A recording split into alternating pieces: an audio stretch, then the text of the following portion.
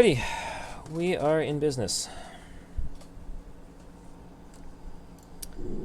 If you want to see the deck again, here's the deck. This is just something that I pulled off of, it's a 5.0 list from MTGO, from one of the challenges. But I like it. I feel like Bant control is probably going to be in a good place at the moment.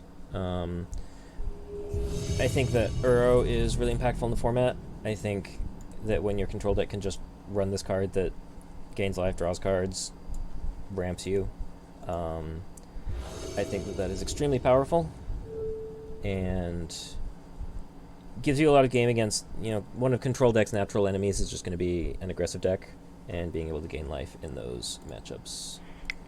Very useful. So, we will go first. I want to make this bigger. Cool. What do we have? We have 3 lands, Uro opt. This all seems fine to me. This is a little awkward that I guess this Flooded Strand might get Temple Garden. Because we're going to want to Uro and... yeah, because we're going to want to Uro. But we also need white for Supreme Verdict. So I think this is fine. This is a keep. We're not going to get to opt turn 1, but that's okay.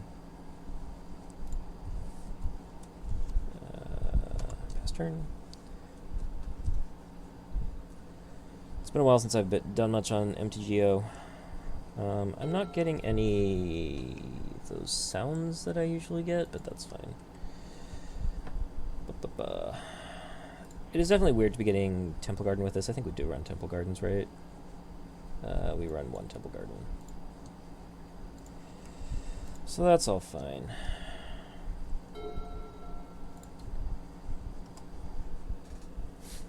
Mana Leak is good. We have something for any play their opponent might make here soon. I don't know what to put our opponent on here. They may just be on also blue-white control, running off-color fetches, which is kind of fine. We'll opt here if they don't do anything. But I'm just going to look to start... well... this is interesting. I don't have a super reactive hand. I only have 1 more land.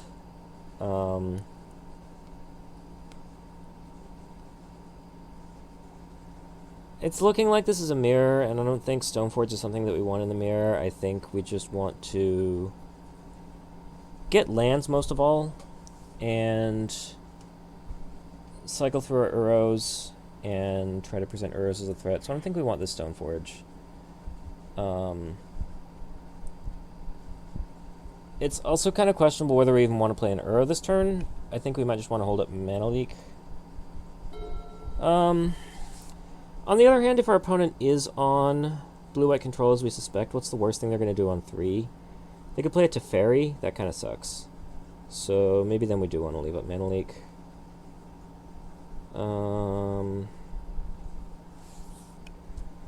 I think we will, in fact, leave up Mana Leak. So we're going to go with that. I'm just now realizing that we apparently have regular basics and Icefang Waddles in our deck. That is a huge oversight. That's actually just terrible. What on earth happened here?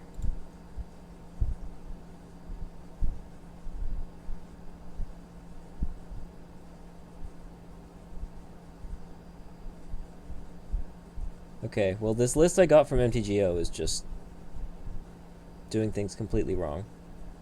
Wow, that's terrifying. Okay, we're playing. Okay, fine. Oh goodness gracious.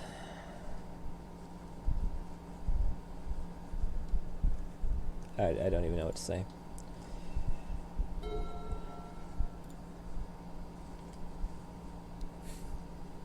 Maybe should have played this island. I'm going to also pop this Field of Ruin just to get a second white source for Supreme Verdict, in case we ever need to do that.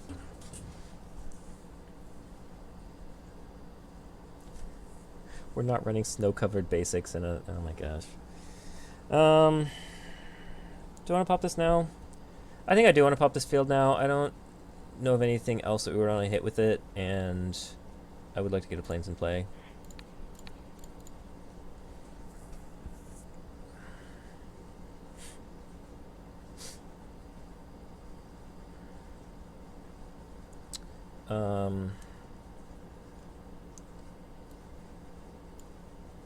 On the other hand, I don't know that I really need to get a planes. I feel like...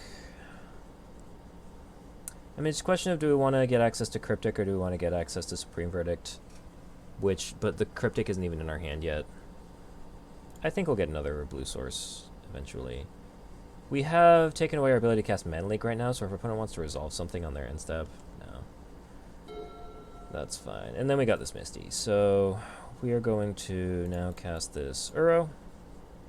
Now that we have Mana Leak up. If they want to counterspell it, that's fine. We'll get back around to casting it eventually.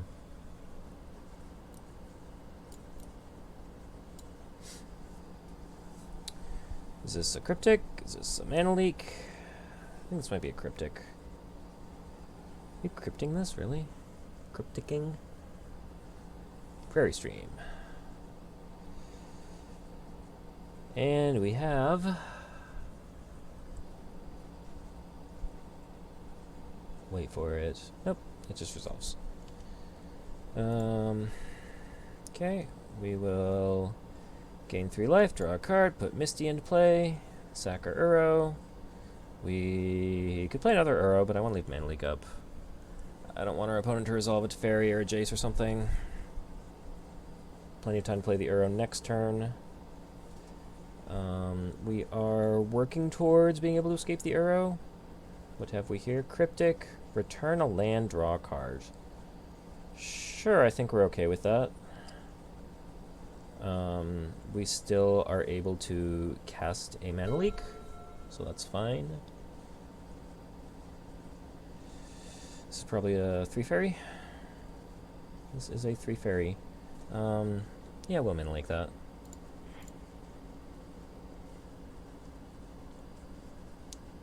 Also have Batterskull handy. I can try to apply some pressure with at some point. I don't think that's really that important.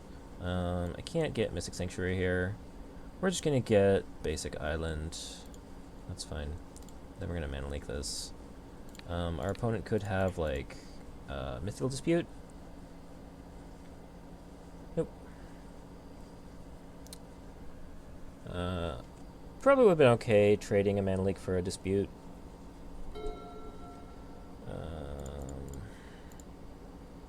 Uro. So the Icewind Coatl is going to draw us a card, it's just not going to have Death Touch. I'm still extremely confused as to why...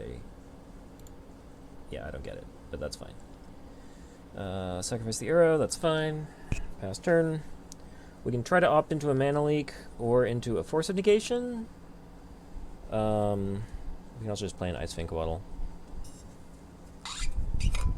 Supreme Verdict's doing very little for us here.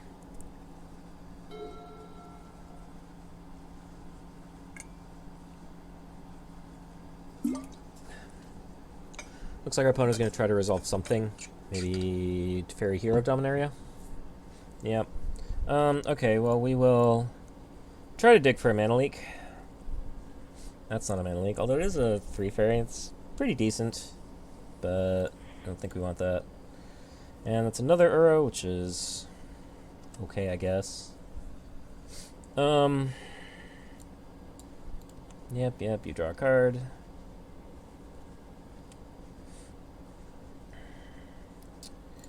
We will play an Icewind Coatl, which can, like, sort of pressure Teferi a little bit. I don't know what's... The decklist I copied did not have Snowlands in it. I do not know why. It's really quite something. Okay. So what are we going to do here? We're attacking the Teferi, that's for sure, so we can start with that.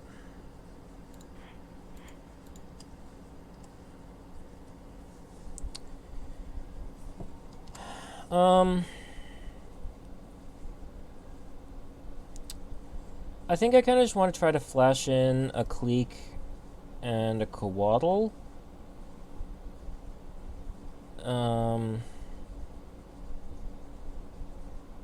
My opponent untapped a Plains.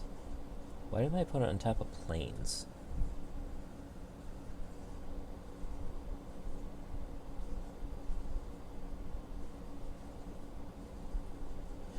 I think I'm going to go with Clique and Coatl, probably on my opponent's end step.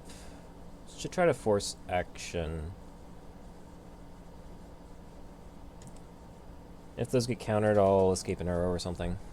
But we'll just pass turn for now. I really don't know what I'm going to do about these basic lands. Like, I honestly might just scoop this league and fix it and try again. Because this is really just stupid. Yeah, I don't know what to say about any of this.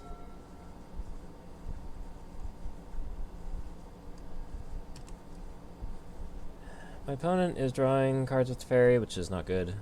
It is definitely unfortunate. Get some arrows going, though, at least. Okay. We'll try to do something here.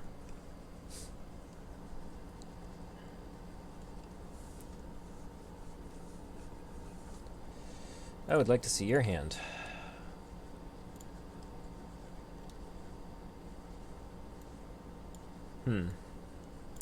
Well, these are some cards. It's really not a good way for us to deal with... It's not a good way for us to get through this, is there?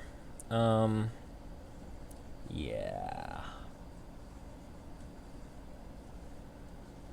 I feel like we may just have to take this Shark Typhoon. We're just gonna have to fight through the paths.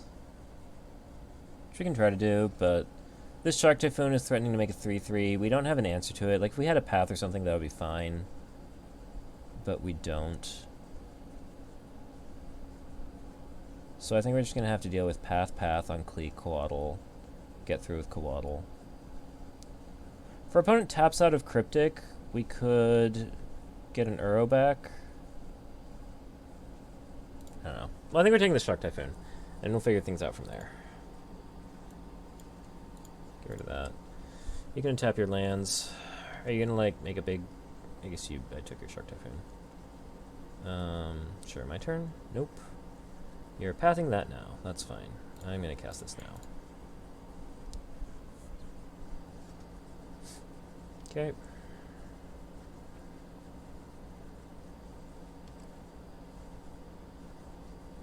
Archmage's Charm.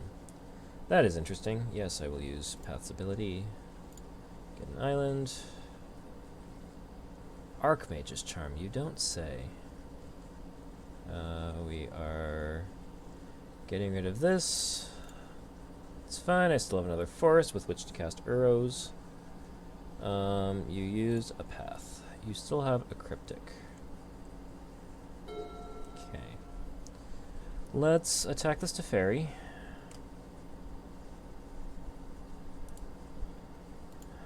Attack to Fairy. Path Cryptic. So I don't really want to escape the Uro, because it'll just get pathed. I have access to 7 mana.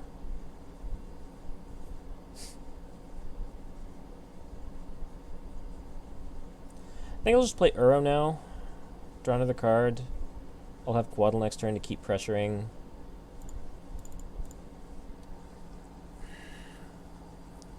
Oh, I tapped out of Archmage's Charm. That's not good.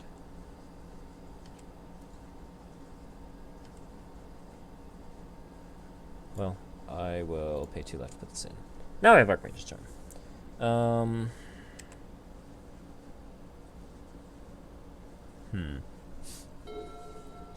So if my opponent has another land, they can Jace with Cryptic backup.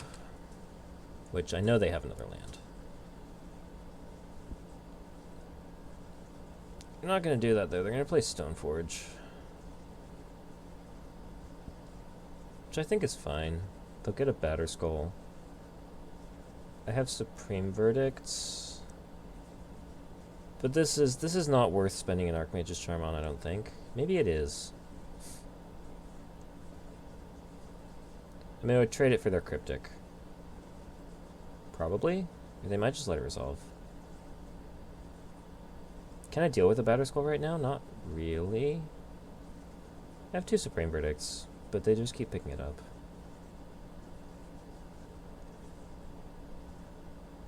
Yeah, I don't really feel like I can deal with the Batter Skull long term, though, is the problem. So I think I do want to trade this off.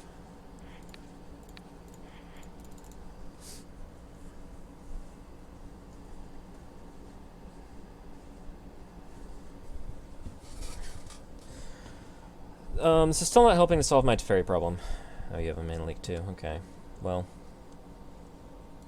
I'm probably dead here. I mean, Teferi's drawn like, what, 3 or 4 cards at this point?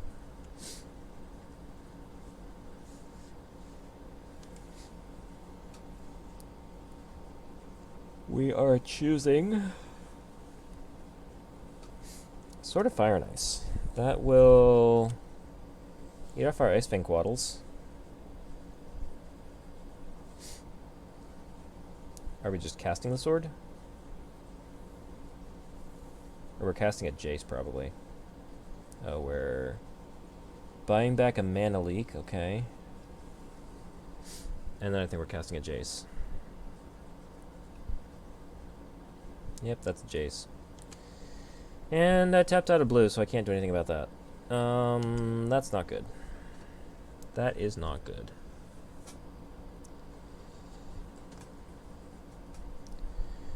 Alright, so I'm kind of interested in looking for ways to handle the mirror. I guess I have... Not much. Yeah, sure. Beginning of combat. Untap lands.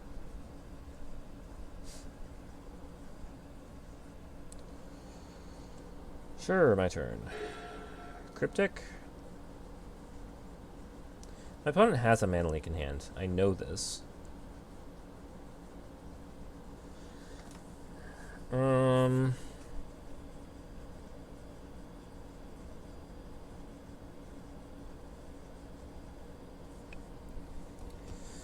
So I can put the Jace to 1. I can...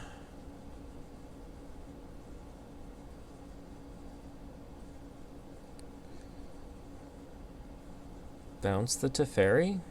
That doesn't seem to get me anywhere.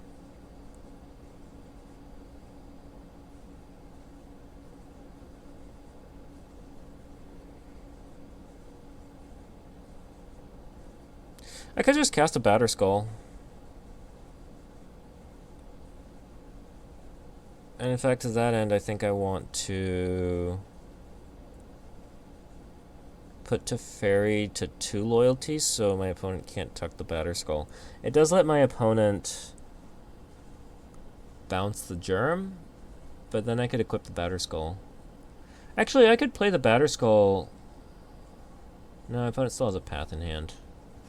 Okay, so we're going to attack Teferi so as to not allow my opponent to attack Teferi.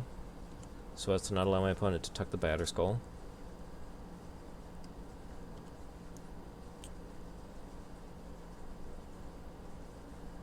Then we are going to cast this. This is going to tap us out of Cryptic, which is unfortunate. But we are mana leak proof.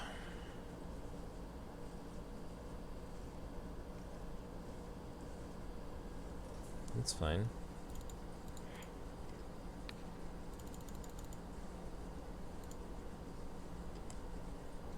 We are tapped out. Your cam is covering your life total. I could probably change that.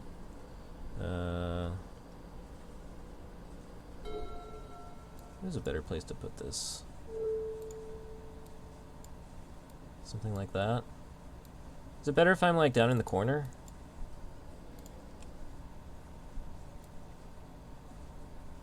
This is probably fine, right?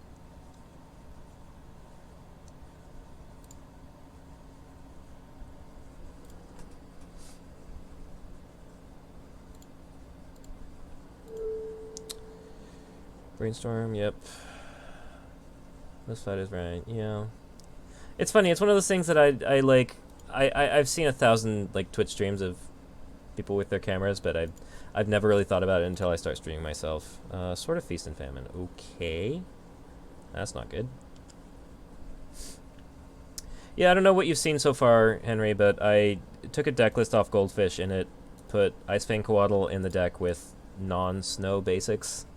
So I'm stuck with Icefang Coatls that just draw cards. It seems pretty bad.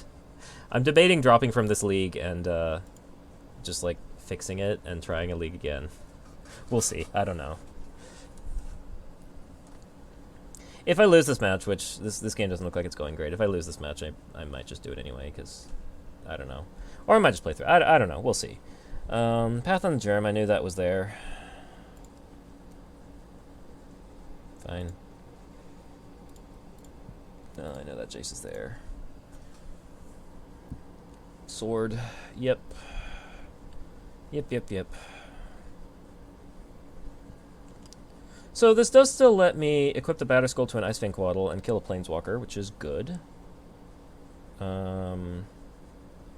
Yeah, I have to take this. It's fine.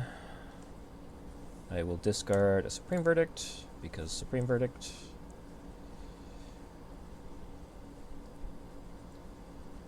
Oh right, my opponent taps all their lands. I forgot about that. Sure. Well, I think we have to try to equip this.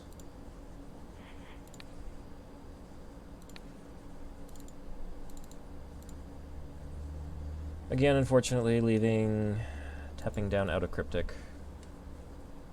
I do have Path. Yep, you have a Path. And I can't Cryptic that. So that is unfortunate. Sure. Okay. I will attack to Fairy, because I don't want Batterskull to get tucked. And I kind of want to path this Stoneforge. If I do it at all, I do it on my opponent's upkeep. I wonder if I wait until my opponent tries to equip the sword. Like, I'm sure they have a counterspell for it. I think I'll wait until I try to equip. Because they're probably going to have a counterspell for the path. They're going to put the sword on the Stoneforge, and they're going to kill my Icefang Coatl. But I have another Icefang Coatl, so I want that to resolve, given that I assume that my path isn't resolving. I mean, this is all... My opponent has Jason Teferi in play, and 7 cards in hand, so I don't expect any of this to work. But no, I have no basics left.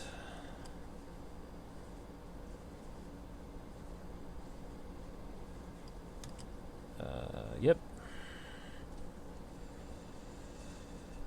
I don't see any reason my opponent can't at least attack me.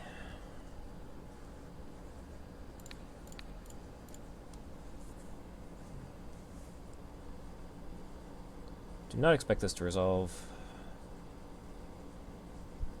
Yep. Sure. Can't do anything about that.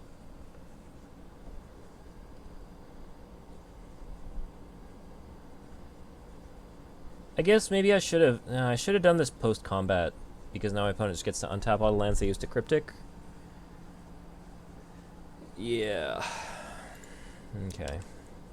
I'll discard... I mean, it's kind of tempting to Supreme Verdict to get rid of the Stoneforge Mystic, but that just leaves my opponent with 2 Planeswalkers, which sounds like a recipe for disaster. You're going to kill my Coatl, which is fine. I'm going to try to play another one. If that doesn't resolve, I probably just scoop. Also for time. This is game 1.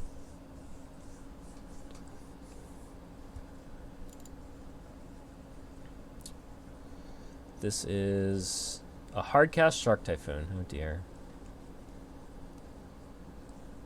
Don't see that very often.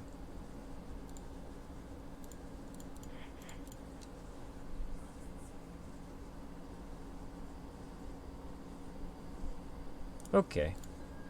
I've seen enough.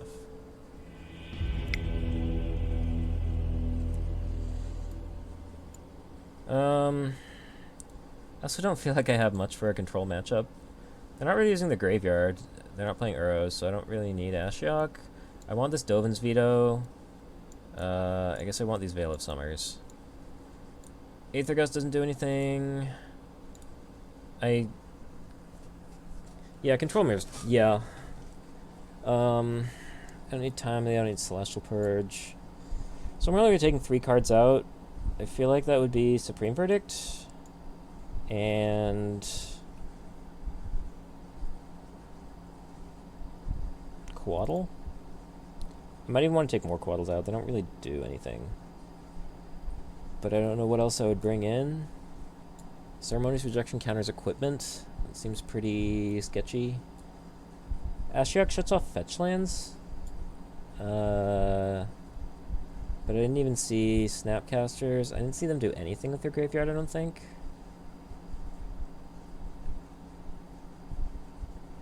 Quads at least pressure Planeswalkers, however many of them my opponent might have.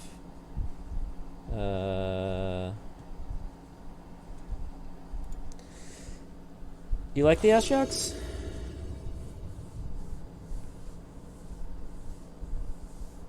I mean, it feels like they should be good. Like, there's just a lot of cards that Control can run that they shut off. I just didn't see any of them.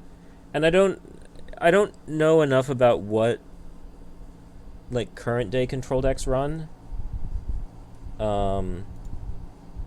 Like, it would shut off things like Logic Knot, it would shut off Uros, it would shut off Snapcasters, it would shut off Search for Azcantos.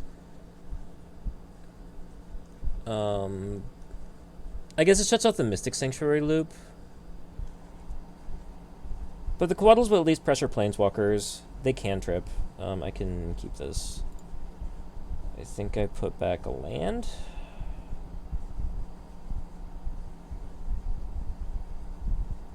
Sure. Yeah, like if I knew better what blue-white control runs nowadays, I might be able to make a better decision on when to bring out whether or not to bring in the Ashioks.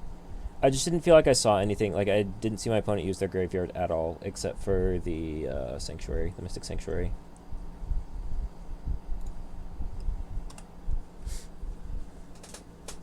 Yeah, I'm not sure. I also, like, I just literally copied this deck off Goldfish. Having, like, literal 3 cards for the mirror seems kind of questionable. I feel like I could use some Mystical Disputes or some... I don't know, maybe Detention Fears for some Planeswalkers or something. I don't know how to fetch with this deck. I need a green at some point, so I guess I get a Breeding Pool. And shock in a Hollowed Fountain. I don't think I care about my life total. I have Mana Leak or Ice Fang Waddle.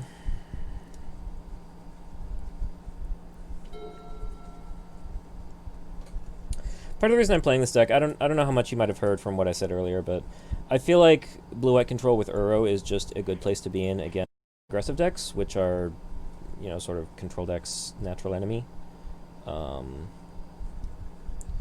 Let's see, combo and aggro. Yeah. See, and that's another part of the reason that I'm playing control. Like, I feel like Stoneforge. What do I do here? Yeah, see, this is part of the thing. Like, I don't play control very much either, but I would kind of like to get better at it. And see, I don't know. Like, I can cast an Uro, but that doesn't really actually do anything ultimately. I can cast a Stoneforge. The thing I'm worried about is my opponent tries to play 3 Fairy, and I think I just want to have Mana Leak open for that. I maybe should play the Windswept Heath.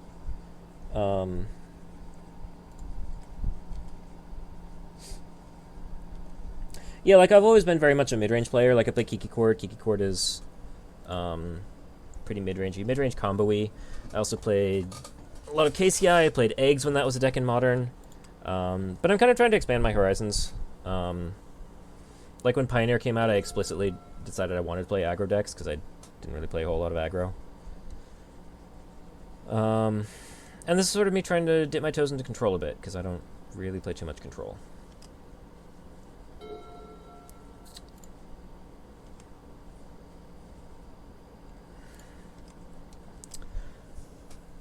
Inverter Oracle deck, the deck that's ruining Pioneer right now, from what I hear. So I definitely don't think I'm supposed to jam Jace here or anything. I could jam Stoneforge because I have Mana Leak up. I like that.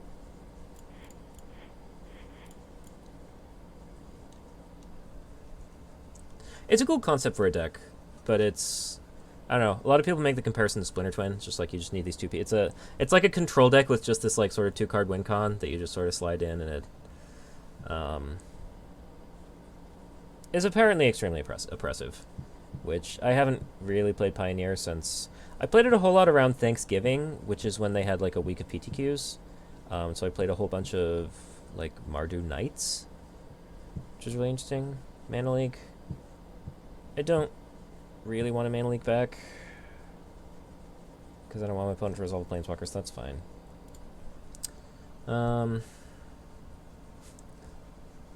We're super excited for Urza and EDH, but you saw how much hate you got from casual players. Yeah. I actually played Urza decks in Modern for a little while in paper. I like went and invested in a playset of Urzas and some Mox Opals. Stoneforge. Do I want you to have a Stoneforge?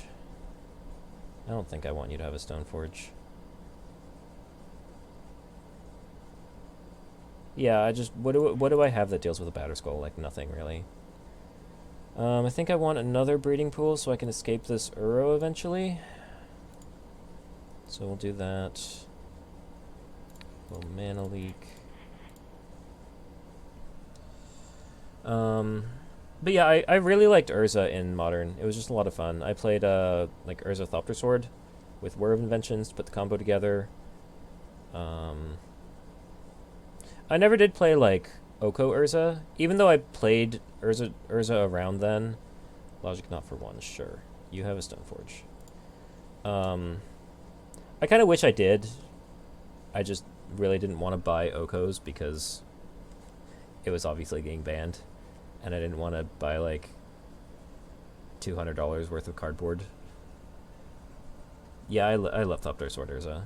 I'm also finding that I really enjoy like mid-range or aggro or control decks that like have a combo finish. It's part of the reason I've really enjoyed Kiki Chord. It's just like it's a mid-rangey creature mid-range deck that has a combo finish in it. Okay, so I think I just play Jace here. My opponent can put in the sword and attack, which it's probably what I'm supposed to do. Is I'm supposed to do Jace bounce Stoneforge, honestly, so that my opponent can't attack, because the Stoneforge will have protection from the Ice-Fang Coatl.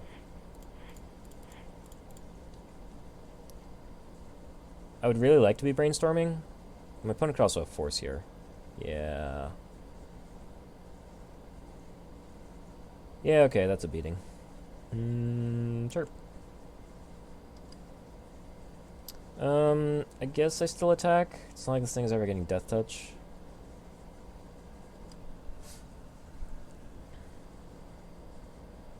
And I'll opt end step.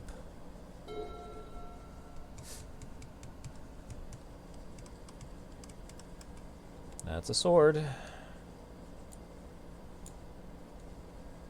That's a sword.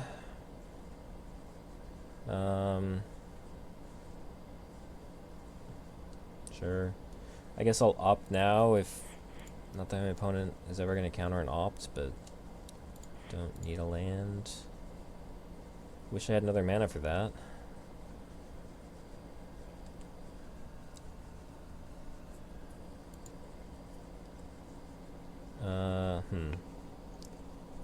I guess I can discard this Uro because I can buy it back. My opponent only has one card in hand.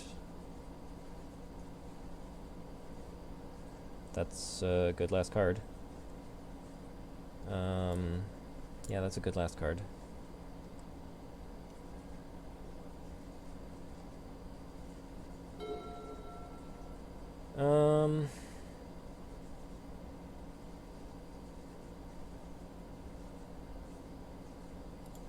Okay, well, let's path your Stoneforge.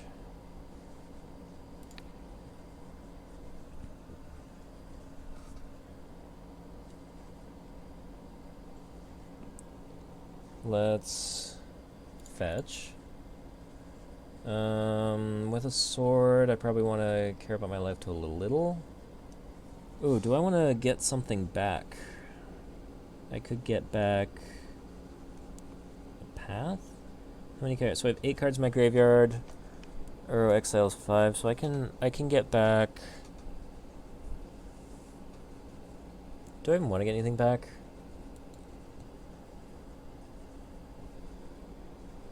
Getting back a counterspell is useless here because of Teferi. Path. I don't know if I care about Path. I don't think I care about that. But yeah, now I can cast the Uro. Exile 1, 2, 3, 4, 5.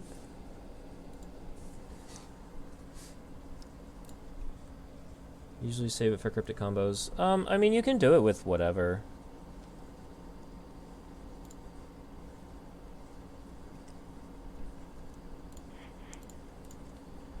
This Uro's gonna get bounced, I think.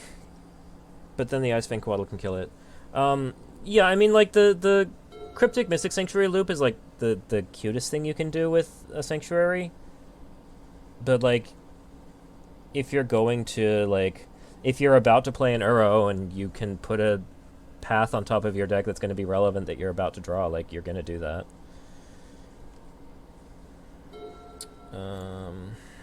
I need to play faster because I have 4.5 minutes, and I need to, like, maybe win 2 games. This is also another reason that I've, like, kind of shied away from control decks, like, at least in, you know, semi-competitive or competitive situations. The clock is an issue. And when it comes to, like, paper tournaments, it's, like, not just your agency. It's also, like, how well, how fast other people are playing. I don't want to play this yet because I have a veto.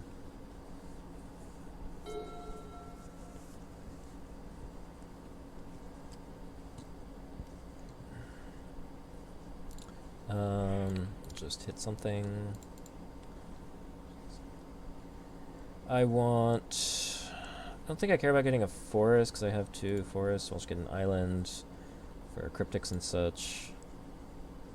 This can get me... I don't really want the Temple Garden. I'll take another Hallowed Fountain. No. Go to my turn. But simply tapped. I wonder if there's any reason to leave this Coatl on defense.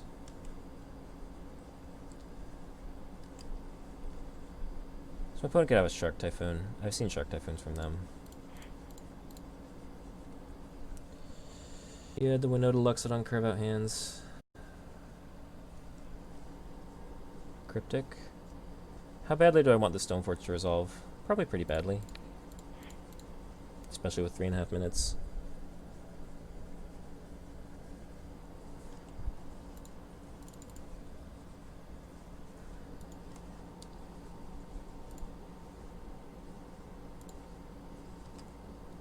Yeah, there's a lot of fun decks in Historic and Standard, I think. I haven't really gotten around to trying them too much. I only have so many wild cards. I've really wanted to get to a point where I just, like, have 4x of all the standard sets so I can just build whatever decks I want, but it takes a lot to get there. Like, I think I do well enough drafting that I could go, like, you know, not infinite, but, like, at least kind of close to it. Ooh, Mystic Sanctuary. I could cast an Uro. I think I would kind of rather get a Dovin's Veto back. That's an interesting question. Unfortunately, I don't really have time to think about it.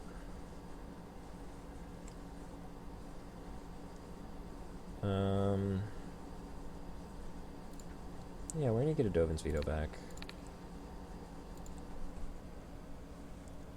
The arena meta became Wilderness Rec. Yeah, Temur Reclamation is one of the few decks I have crafted on Arena. It's quite the deck. Snap. Snap Cryptic. Snap Opt.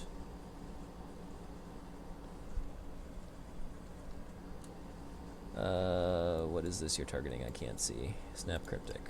Sure.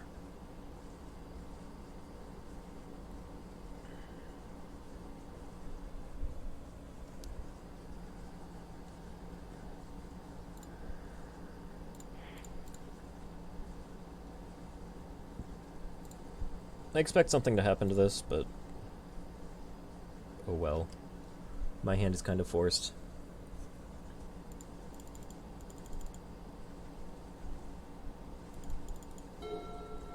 I do, honestly, like, I enjoy playing Team Rec. It's a little weird when, like, that's the whole format, obviously. I'm also somebody who just enjoys playing degenerate decks. I had so much fun playing KCI. Yeah, I guess I can't block this.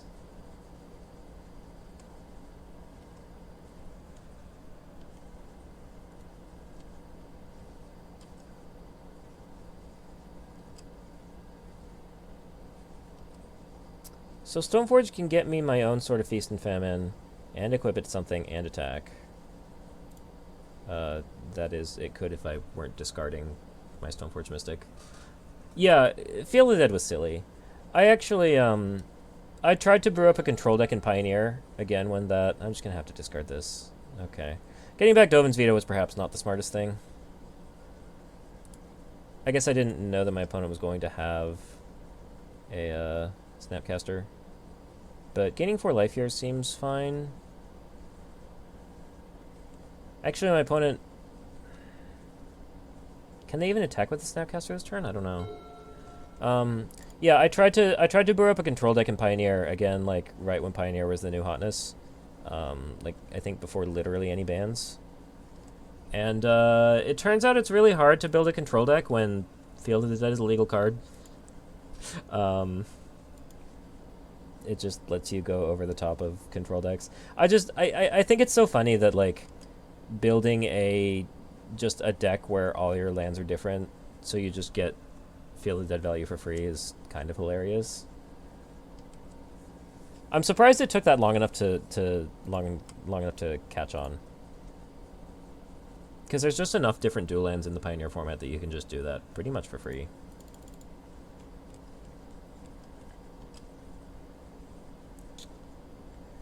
Okay, so in theory I equip Batterskull to Icefang Coatl and I can win.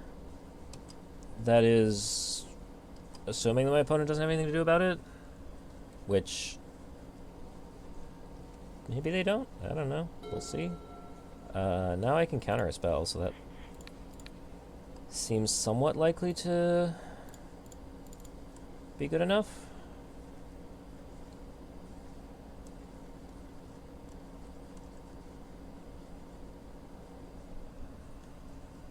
Draft deck control deck and Rain Cube, lost to a draft deck with Field and Crucible Wells. Sounds like your opponent had some fun.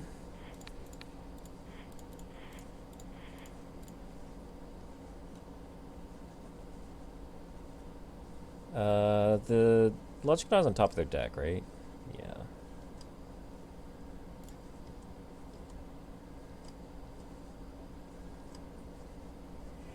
Okay, well, I won a game.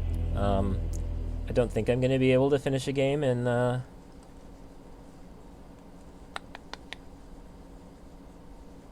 minute and a half. But we'll try it. How was the Arena Cube? I didn't get a chance to try that much.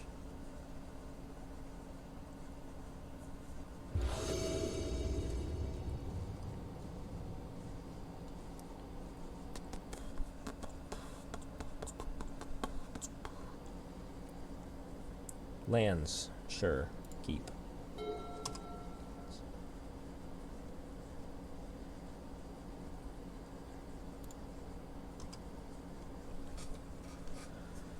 Lots of green, blue, X control ramp stuff. Sounds like standard. Yeah.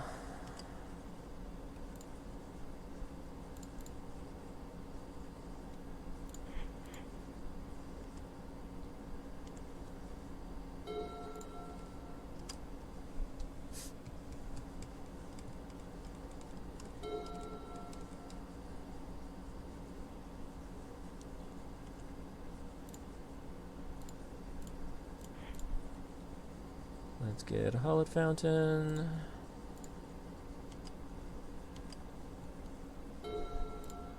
I didn't mean to get a Hallowed Fountain because now I can't play Uro. Oops.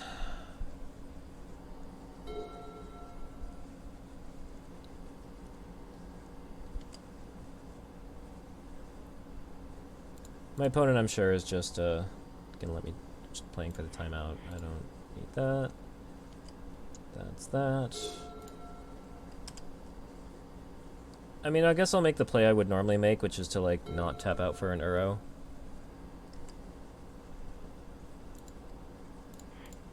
My opponent did not play a land.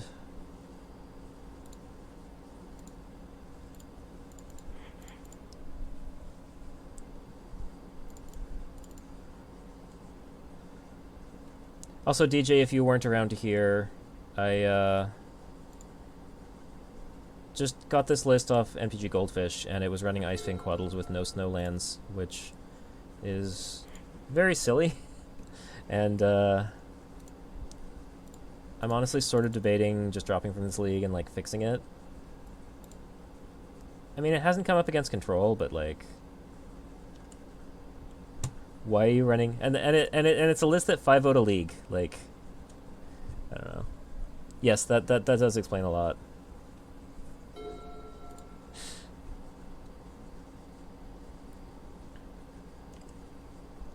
I couldn't have countered that. I really wish I could just, like, fix it in the middle of a league, but that's not a thing you can do. I just saw my timer gain a second. That was really funny. I guess do this.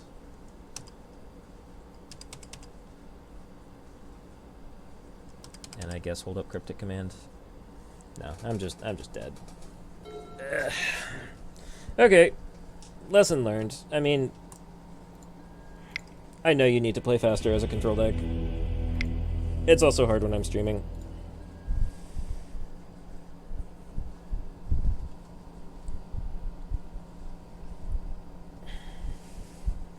Still, seriously though, like, I mean, come on. Look, this is a deck list that went 5-0 that's running 4 Icefang Quaddles, and it's running Forest, Island, Plains. I mean, whose deck is this? Doesn't say. I wonder if, like, when it shows you a sample deck, like, this is an actual deck list, right? It's not like an amalgamation of, like, other decks or something. I think. I hope. Because at least, like, down here in the lands, it, like, you know, correctly says, like, 5 snow-covered islands and 67% of decks. But, like, I don't know.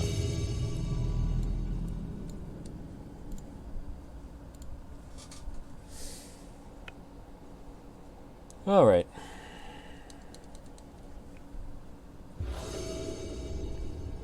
All right, play faster. We'll go first. 2 lands on the play with a Force of Negation? Sure?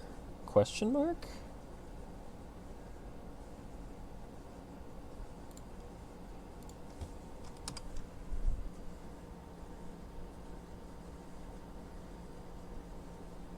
Pellisser. Okay. Death Shadow?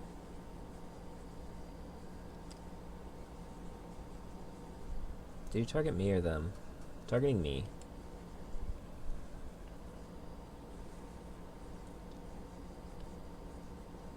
Kind of implies that they were going to fetch no matter what. Inquisition? Sure. Or Urza stuff.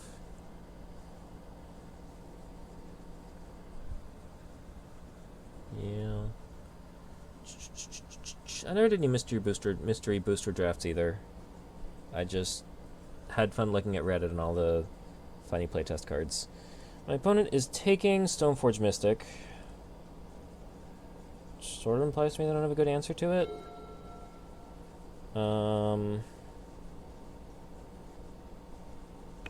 My opponent, I'm expecting my opponent to be some sort of Death Shadow. Do I care about my life total? I mean, I'm not actually representing anything. I guess I'm representing Path. And Mana Leak. I'll play it untapped. You know, it's funny. I always said for the longest time that, like, I didn't think Stoneforge should be unbanned because every deck that runs Plains just runs 4 Stoneforge and a Batterskull and a Sword of Fire and Ice. And then it got unbanned and did nothing. That's fine. I path it. Right?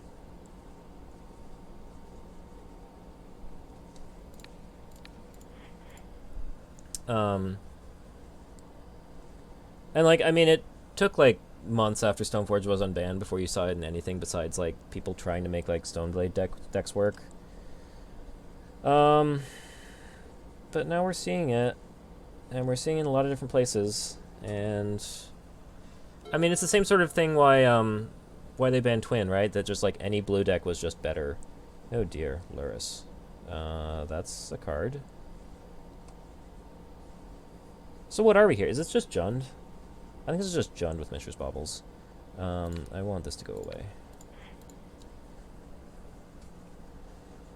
You know, like, every blue deck back in the day when Twin was legal, it was like, it was just better if you took out your 7 worst cards and put in 4 Deceiver, Exarch, and 3 Twins.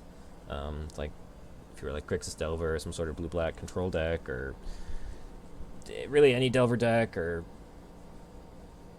even Zoo decks, it was, like, better if you just ran Twin. And I feel like nowadays any white deck is just better if you put in 4 Stoneforge Mystic and a Batterskull and a Sword. All this is to say, I think Stoneforge is a lot better than a lot of people give it credit for.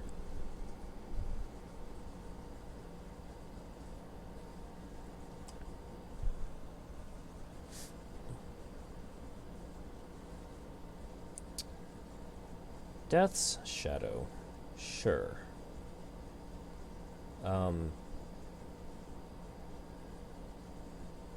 Okay. Sure. You just wanted a 5/6 Goyf, I guess?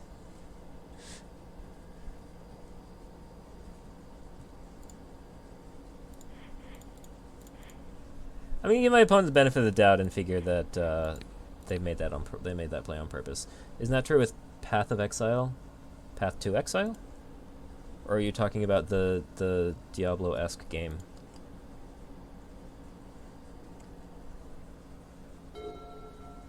What's your favorite card from Aquaria? Fast, I didn't realize how Path to Exile. I mean, sure, you can say that any white deck runs 4 Path, or any black deck runs Fatal Push, or what have you. I think it's a little different when you're talking about a reactive card versus, like, a game plan.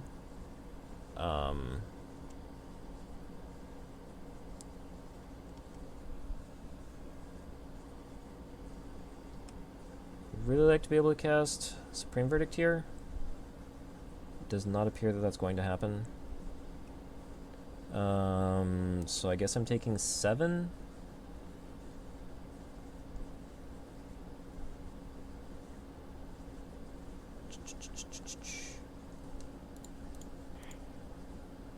I mean, the only spell I can even cast is Mana Leak.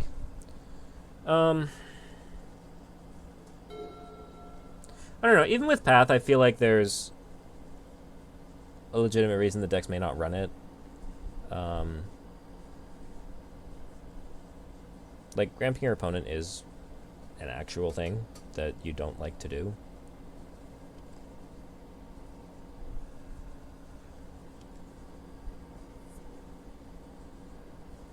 Teferi down. They just sent both at Teferi, that's fine. Land. Cool. There's no world in which I don't just cast Supreme Verdict here, right? Don't think so.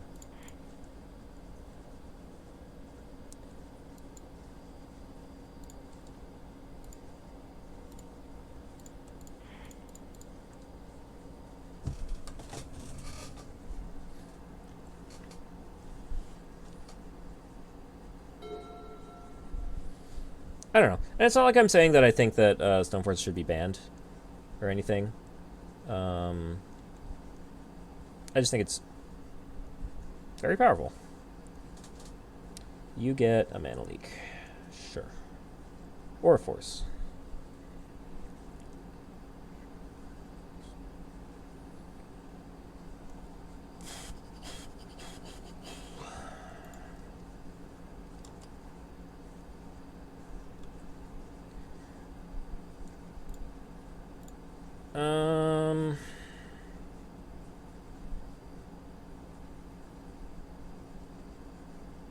What do I do here? Do I cast Batterskull? I can't really protect a Jace. Like, I would have to go Jace tick up.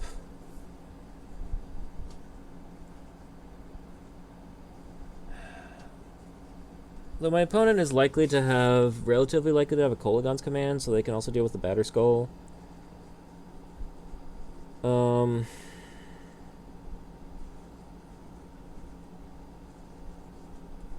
My opponent took Force and not Mana Leak.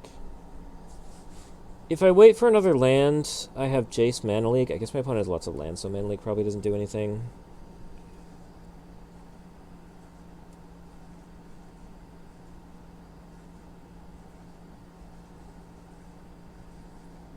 I would rather have a Jace in play, but I feel like the Batterskull is just such a cleaner answer to the Young Pyromancer that I think I kind of have to go Batterskull here.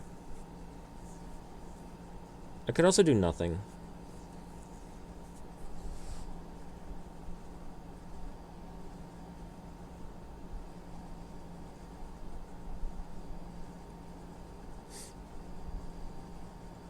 I don't know, I just think it's really likely my opponent might have K-Command. Like, there's never been a good opening for them to cast it yet. If I assume that they have K-Command in play, I play Jace. I have to plus it up to 5, and then it goes down to 2. And then I brainstorm to try to... Well, once I have the Jace down, next turn I'll have Cryptic up. I could, like, Cryptic Fog to give Jace some turns to brainstorm. That seems weak. I don't know. Maybe I should just play around them. Maybe I should just play as if they don't have a K-Command. If I play Jace, I think I have to... I mean... I guess I could Jace minus the Young Pyromancer, but then they can just cast something, get a token, and be able to kill the Jace.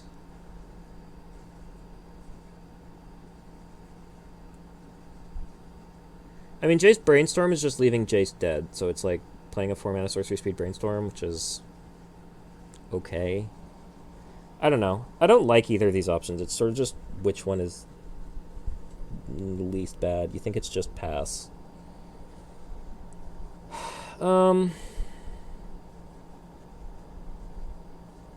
Where does pass get us?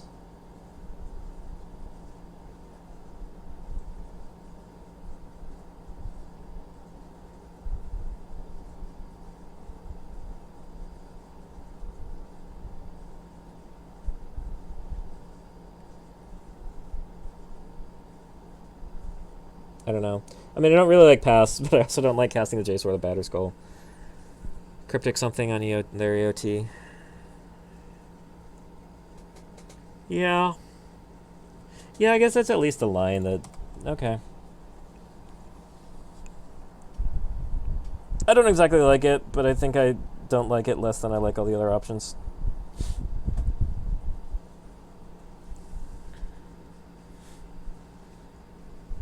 Free damage, nothing. I'm favored long. Yeah.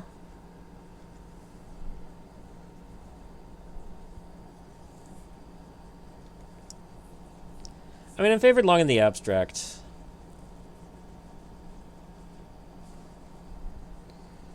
So... Return Young Pyromancer, draw a card, I suppose. Is there any world in which I return the token? Probably not.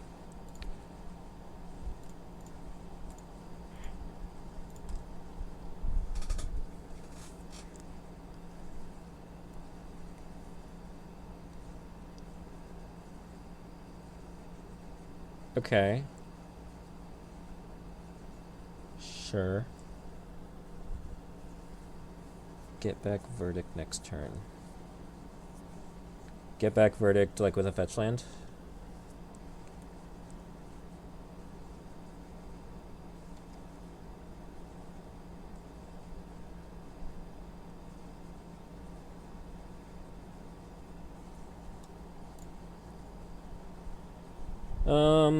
Still think I'm playing around K command, so I think I'm doing this. Oh, CC returns Sanctuary. Yes. That was a line. I think I can brainstorm now. They put Jace to 1. There's no real difference between Jace on 1 and Jace on 3. I guess maybe K command. Does K command target planeswalkers now? But I would also kind of just like... I'd be happy to get rid of this mana leak because I think it's pretty dead with all these lands my opponent has. They have an Assassin's Trophy. Okay, sure. Can't mana leak that. It's fine, yes. I probably want... I have double green, so... I have double green, double white, so I just want islands. It's fine. Draw some cards. I think Waddle block an elemental. I mean, I'm drawing all these cards back, so... I think I can hang on to the mana leak. Just because... maybe they play something super expensive. Yeah, brainstorm now.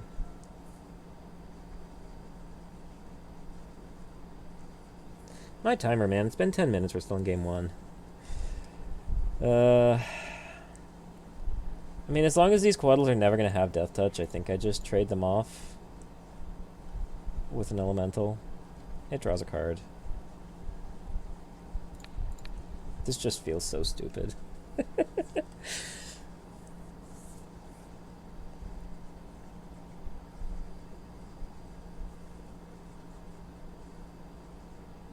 Dang it, I could have mana leaked this. Oh boy.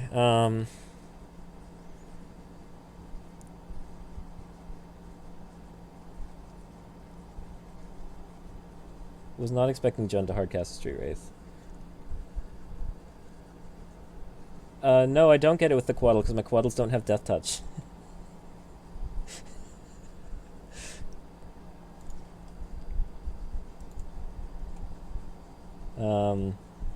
I mean, I think I play Batterskull and just... my opponent's out of cards. They don't have K command. Sure. This is fine.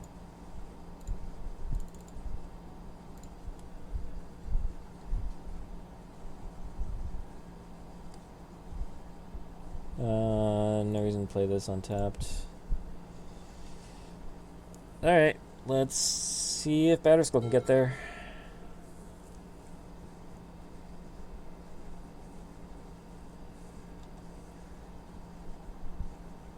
They are attacking.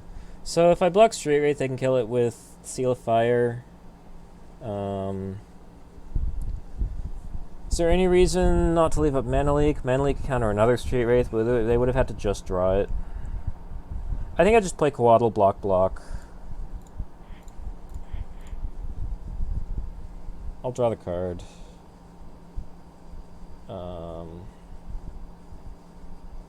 Yeah.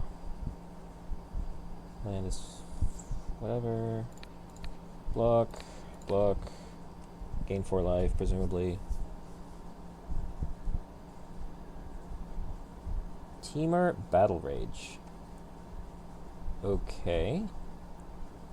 I still kill it. No, I don't. They Seal of Fire it. Okay. Sure. Oh, they don't have a 4-power creature. Okay. Okay, well, I guess I pick this up. I guess I put it back down.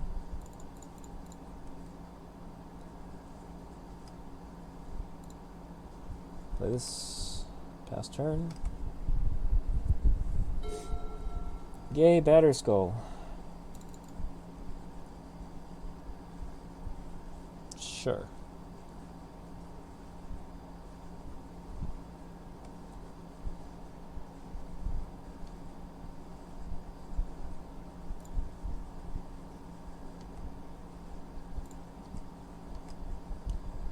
I will play the land that they know about.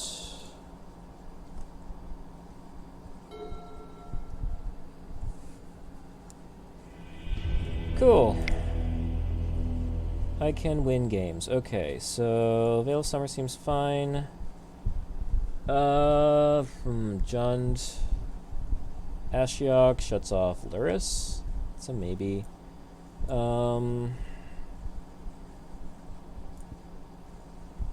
Celestial Purge hits Death Shadows.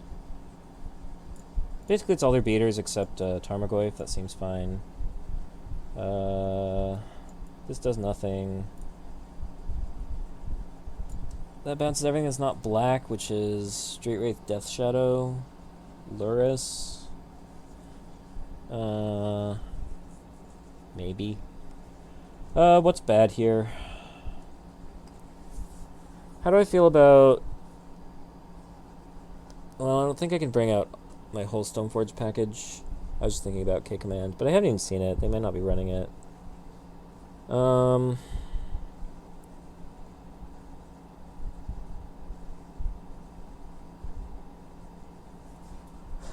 Honestly, it's probably just take out the Quaddles. They don't do anything against large creatures. If I had Snowlands, I'd probably keep him in. I don't know how I feel about the sort of Feast and Famine in the deck list.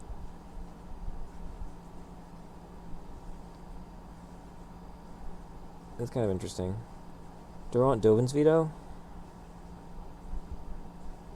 Probably not. What about Ashiok?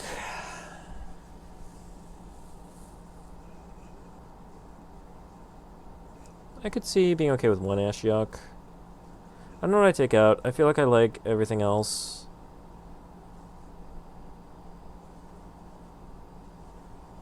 Maybe I don't need Force Negation.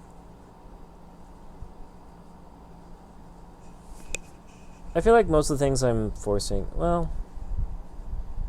Yeah, I feel like I take this out. I'll try that.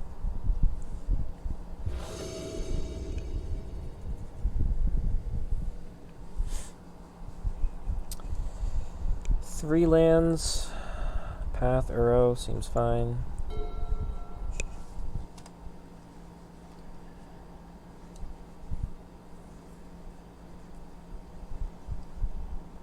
Inquisition, Thoughtseize. Inquisition. Takes Path. That's fine.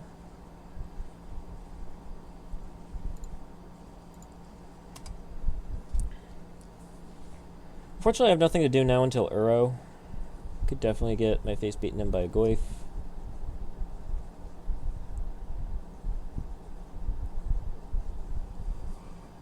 Oh, young Pyromancer. Okay.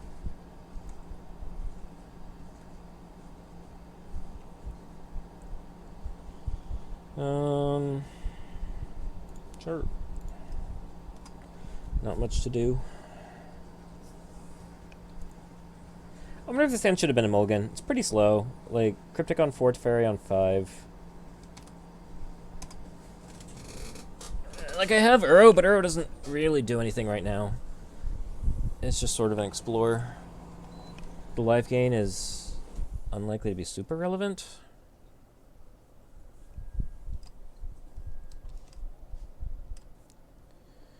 Stoneforge, that's something.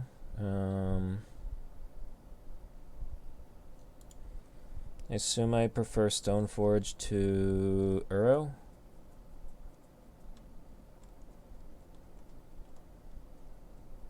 Yeah, I like Stoneforge.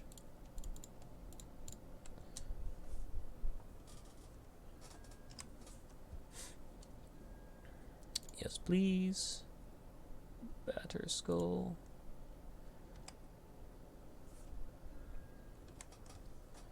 I assume my Stoneforge is about to die, but oh well. No? Okay.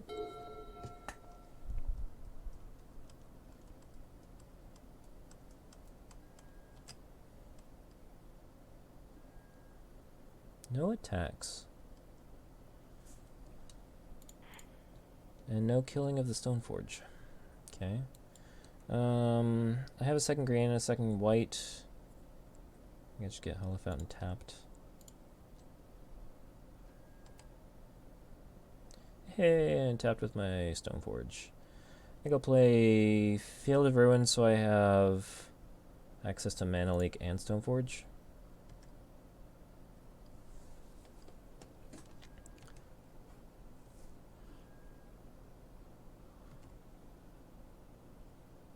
Go ahead and pass.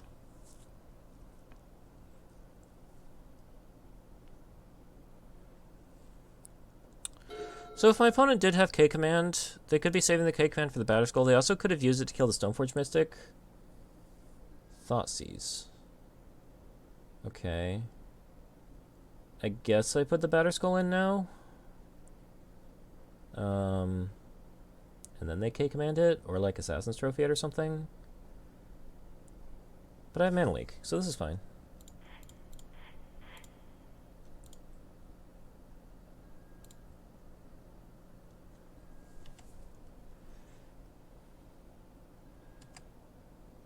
You are getting elementals, so that's a thing. I guess, well, I guess they Thoughtseize the Mana Leak, so that doesn't actually work.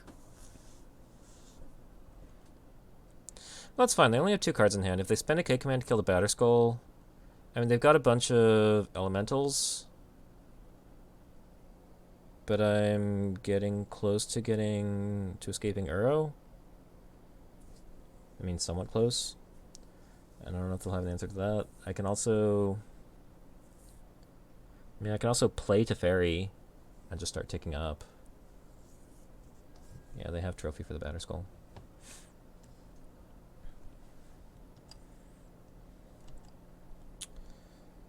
So that's not ideal.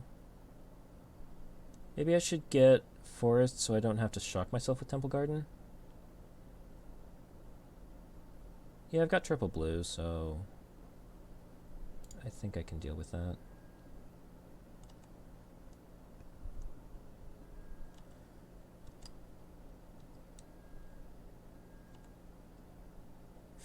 Opt. Stoneforge kind of holds back the Young Pyromancer, which is kind of nice. My opponent's pretty low on cards. What happens if I Teferi this turn? If I Teferi, tick up, Stoneforge can block Young Pyro.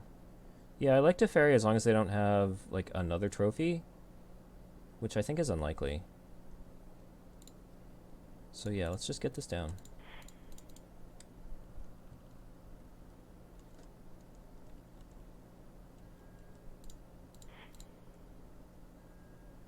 That's a Mana Leak. I like that.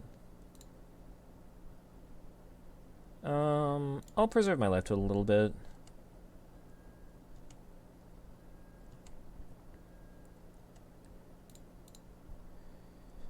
Like, if I put it in untapped, I could have up Opt and Mana Leak, but I don't think that's really necessary. Another Young Pyromancer.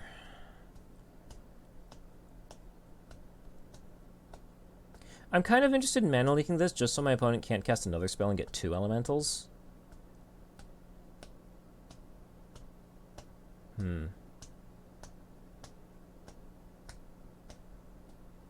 Like, I don't know what their last card is. But at the point that they have 2 Young Pyromancers and 5 elementals, I definitely start to get scared.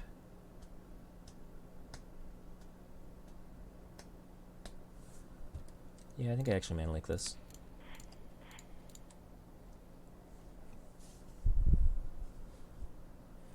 Like, Mana Leak is still definitely live when they have 5 lands in play, but I just want to make sure I don't get overrun.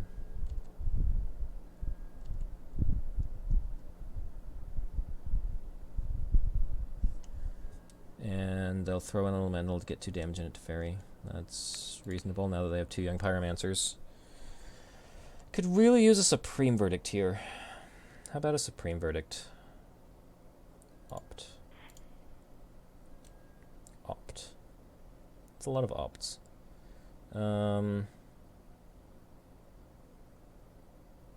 Let's start with an opt. That's a Veil of Summer. That doesn't seem like what I want right now. It's a Misty Rainforest.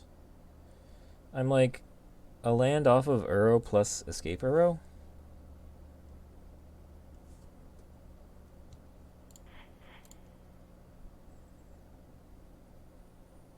I think I want to opt again. The possibility... what's the undo?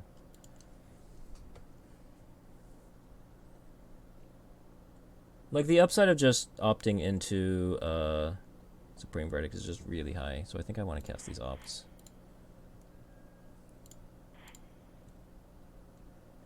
Fairy Time Raveler, that's relevant. Did I used this already, right? I think I'm kind of down with bouncing Young Pyromancer.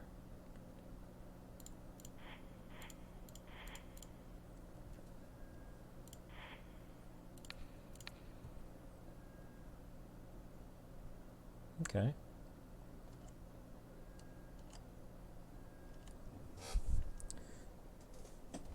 I also get to untap some lands. I forgot about that.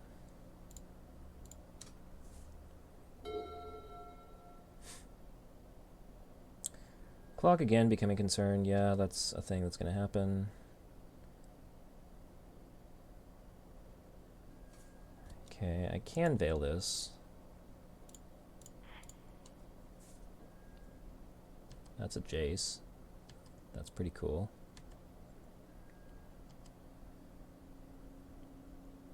I assume they want to kill the 3 fairy, which they can do. If I opt into Path, ooh, that stays on top.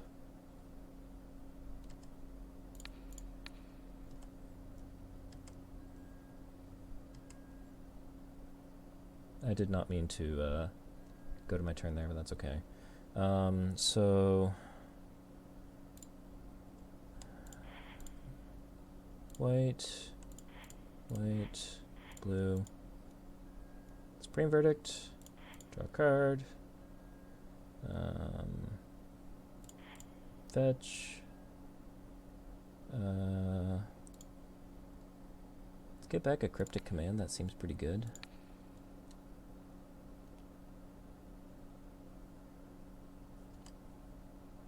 Yes, please.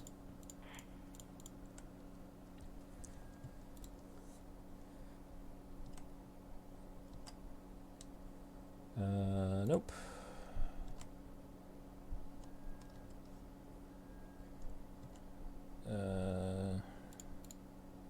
Untap those. And I'm gonna have like 5 minutes for the next game. Yeah, playing control on Moto. Oh dear. Well then. Okay. I can untap lands with Teferi. That's interesting. You got a Death Shadow. Well, I can exile that. It's going to be some lands that I'm not untapping. I think I wait and do that on my turn, just for better land untappingness. Yeah, so we're gonna draw a card. We're actually gonna path this.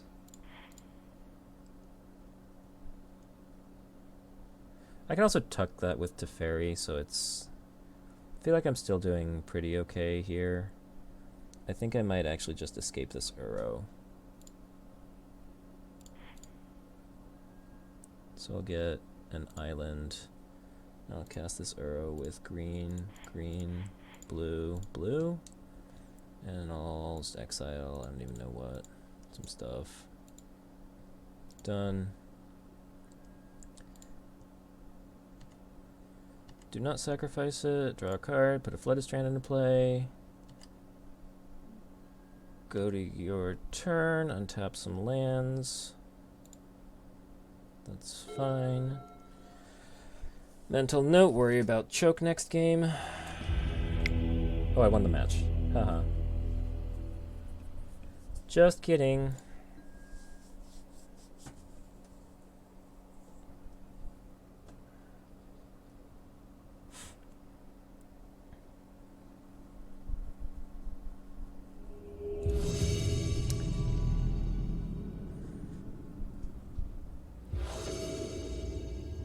To JJM. Yes, I'd like to go first. 3 lands, Quetzalstone Forge, sure, seems fine. Be nice to have a mana leak or something, but that's fine. Roll to 6. Sure.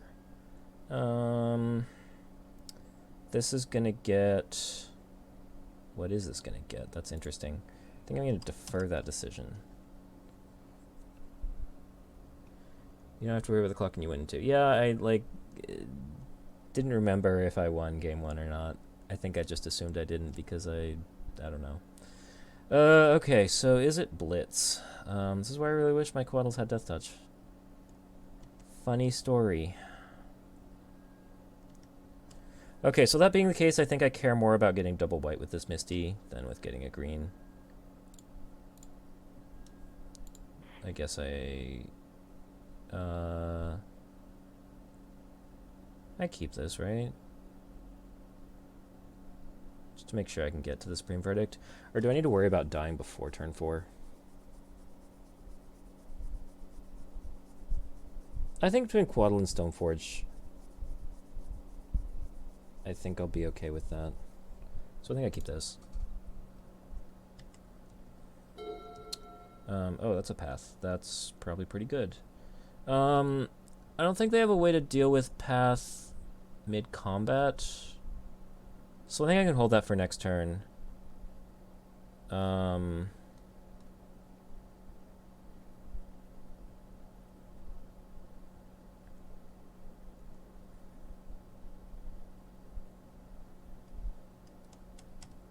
Yeah, like I think I let them maybe like play a Storming Entity or something next turn.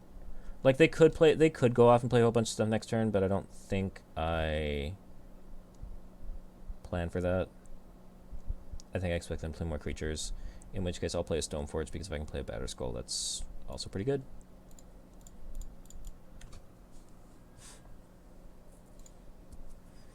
Yes. Would like a Batterskull, please. Go.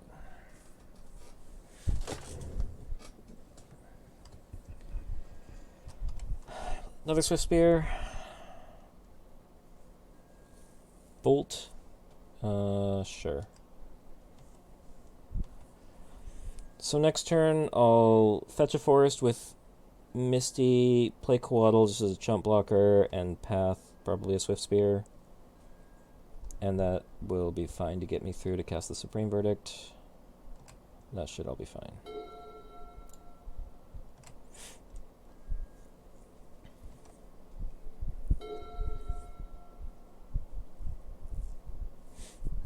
My opponent is going to be very surprised to see a nice Fang Coatl here.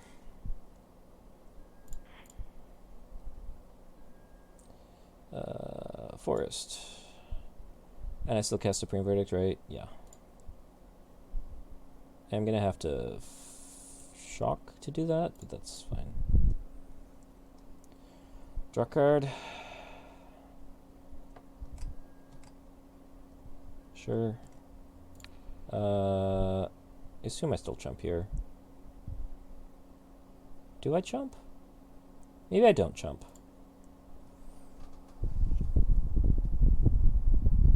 What are they going to have for instance? Like, they can Manamorphose. I mean, I still have Path, too. I'm just going to block. I mean, they're either playing stuff now or they're not playing stuff at all.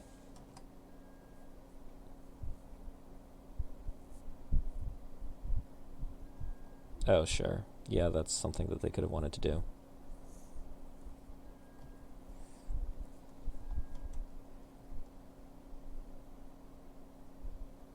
Those are some creatures. Huh. Okay, so if I Supreme Verdict this away... Like, they haven't played a land. They didn't play a land this turn.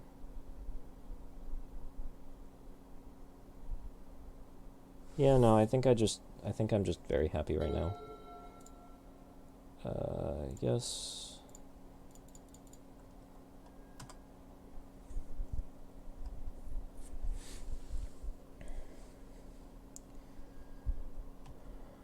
Okay.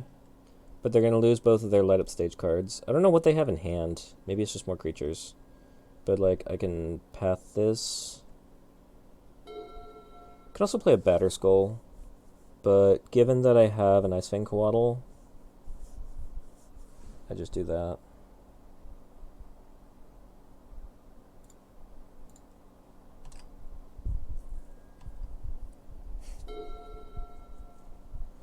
I don't expect this Coatl to be able to trade with the Sprite Dragon, but... Well, maybe it will.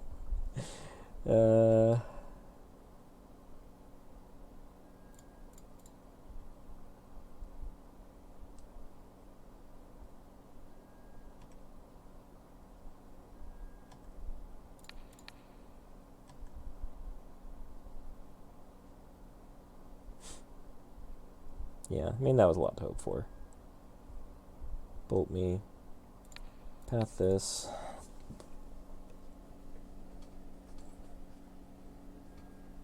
My opponent is now empty-handed. I'm going to be at 10, facing down a 2/2 flyer.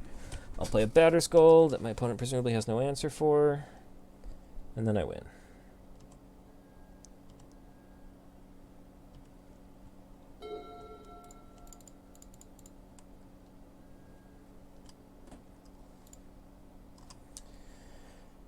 Is there anything my opponent can do? They can draw a card.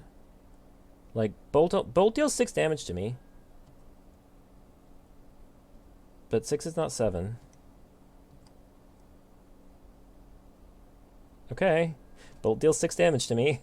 I will not crack this fetch land. Oh. Where did they get another card from? I didn't think they had another card. They drew a card with the island. Yeah. Okay. Good beats.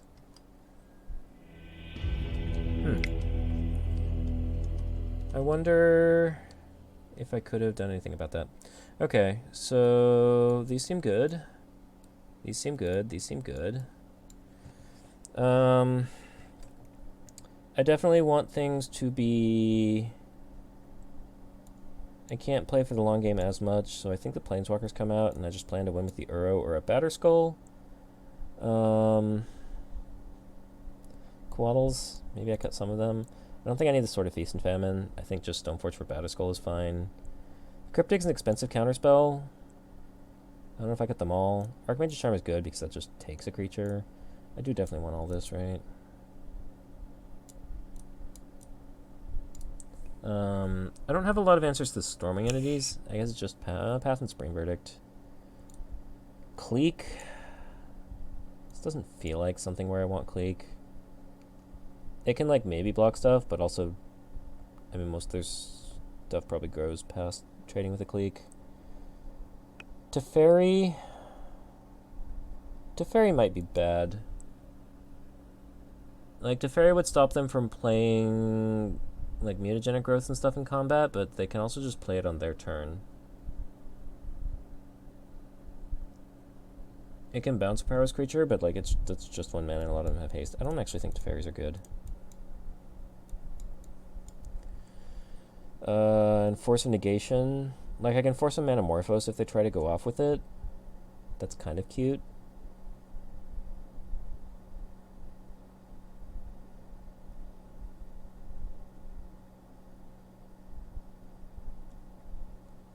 I could just cut this other Cryptic. I could cut a Coatl. Actually, I think I bring the Cryptics in. I think I cut 2 Coatls. These Coatls are just so bad.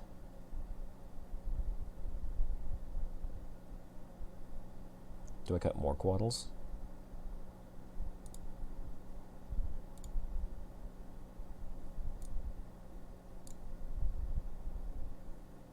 I can go with that. I would like to go first. I have a batter skull. I don't really do anything. Like, I'm kind of just spinning my wheels here. I think I want a sideboard card. I don't think I can keep this. Like, I have no paths, I have no celestial purges, I have no aether gusts. I should have nothing to defend myself with. This is better.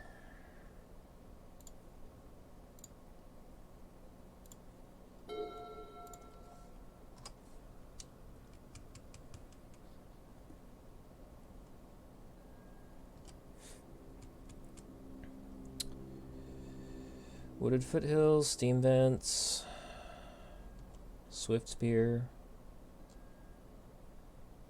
Do I path the swift spear?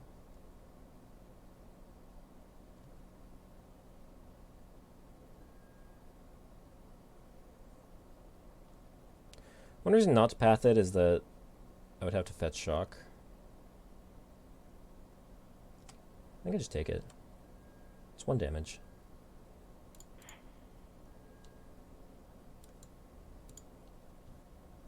Like, if I had a really good turn 2 play, I would be incentivized to path it on this turn.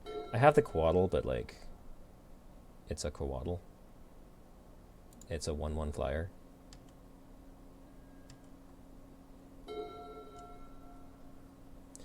If my opponent doesn't play any spells and they just present 1 damage, I'd probably still take it and just flash in a Quaddle. If they try to pump it, then I path it. Really? Just 1 damage?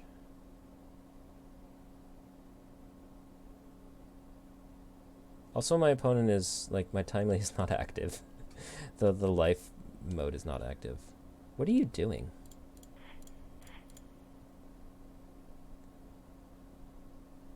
Why are you not casting spells?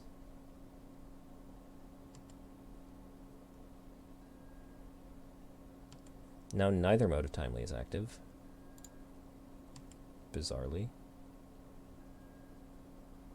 I'm not attacking. That's not relevant to how I win this game.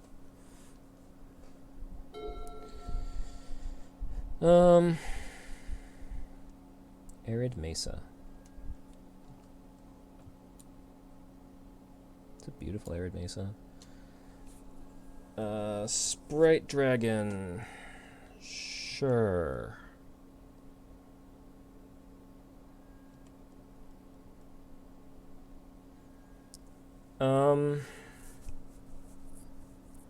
So I think I want to path the Sprite Dragon because the Sprite Dragon is what's going to grow permanently. The Swift Spear might just be 1 damage sometimes. Do I block with the Coatl?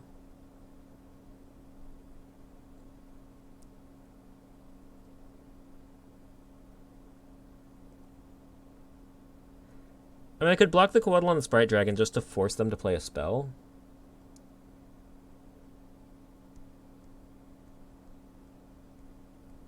I'm also kind of interested in the Coatl dying just so that my timely gets me soldiers. So yeah, I think I block here.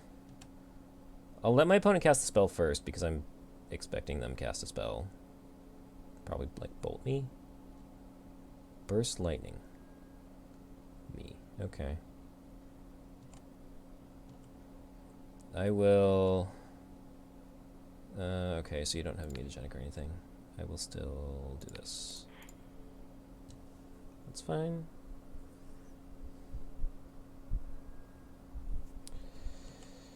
Damage, that's fine. Opt. Aether Gust. Seems good.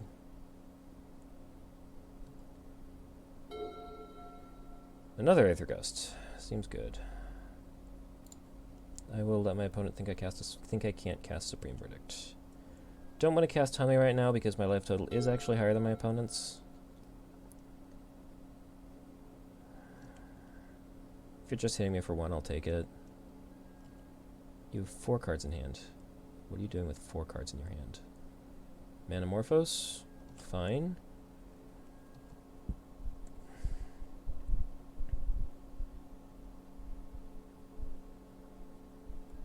Lightning bolt. Fine. Anything else?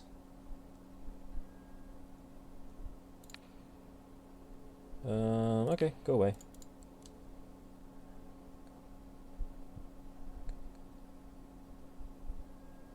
This means my timely is not active. I don't get creatures for it. Oh boy. Yay, I do get creatures. Don't really have any way to deal with that, unfortunately. That's fine, I'll figure it out.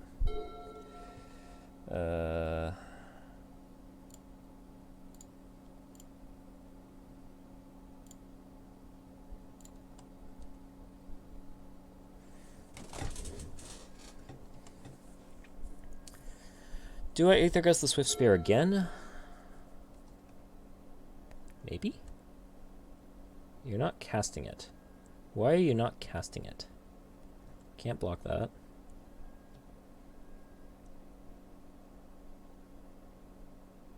Light up the stage. How do I feel about gusting this?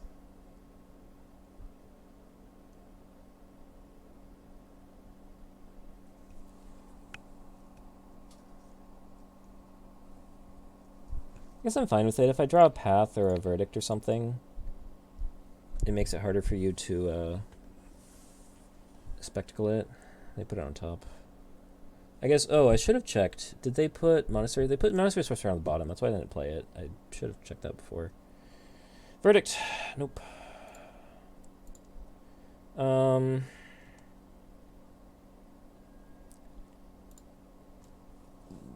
kind of interested in leaving back. I think I can be okay with leaving back one soldier. Puts them at 12, which is 2 Uro hits, which could become relevant. If they have a removal, if they're pointing a removal spell as soldier to get like a Monastery Swiftspear through, I'm kind of okay with that. I just don't want them to be able to get through for free.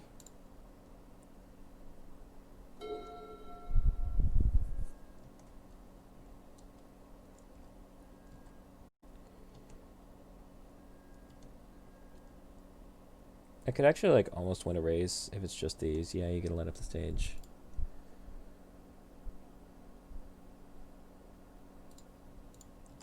Oh yeah, that all resolves. I kind of wonder if it's better to cast the light up the stage pre-combat for the prowess trigger. It's honestly not clear to me.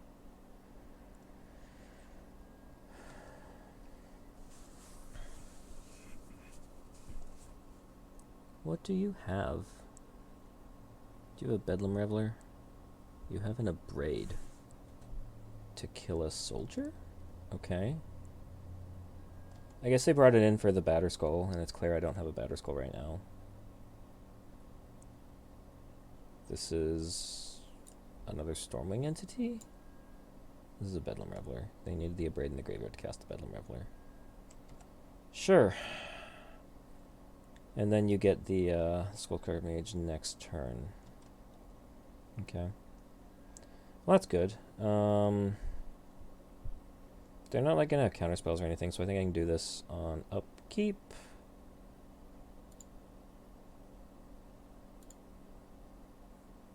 Why are things locked? Is there even a reason to do it on upkeep? Could you just do it in combat? Look, I'm not gonna be running like guttural response or anything. It doesn't even counter a path. Yeah, sure, go ahead. Sure. Bedlam Reveler, huh? Just enough haste. Why are they casting it now?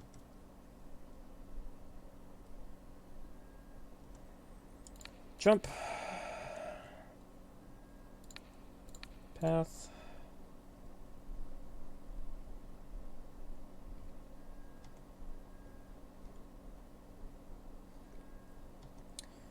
Another Soulscar Mage. I could really use a Supreme Verdict. Oh gosh, Supreme Verdict would be excellent. Supreme Verdict? Batterskull would have even been fine. You have 2 cards in hand. That's a lot of cards for this deck. I am scared. Swift Spear. Oh boy.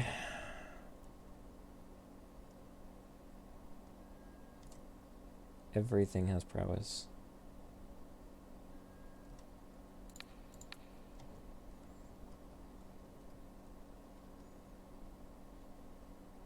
It's a lot of damage.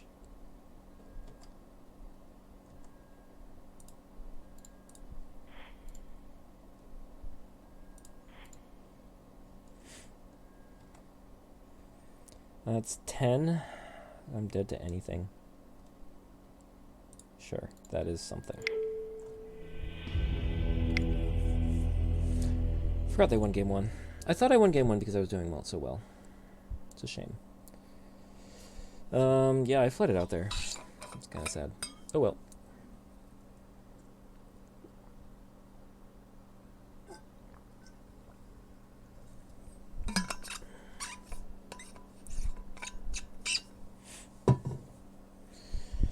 Hope you all are enjoying the stream. I was kind of hoping that there'd be more interest in Modern. I was kind of skimming through some of the streams, just like what people are playing nowadays, and I feel like there's a lot of people playing Arena and not very many people playing Modern or Pioneer or Legacy or anything on MTGO. So I thought people might be more interested in watching Modern, but guess not. I don't know. I'm going second with 5 lands or a Coatl. That seems pretty anemic. Like, it is 2-drop, 3-drop, but neither of them do anything besides draw a card. Got out that clickbait title. See, I don't... I when I'm skimming through these things and I see all these clickbait titles, I just want to know what deck you're playing. Like, that's how I sort of choose what I want to watch. This is fine. I don't know. Does this deck break the format? I don't know. I mean, I guess if advertisers and whatnot have figured out that clickbait titles work, then maybe I shouldn't be, maybe I should figure they know a thing or two and accept it and roll with it, but I don't know.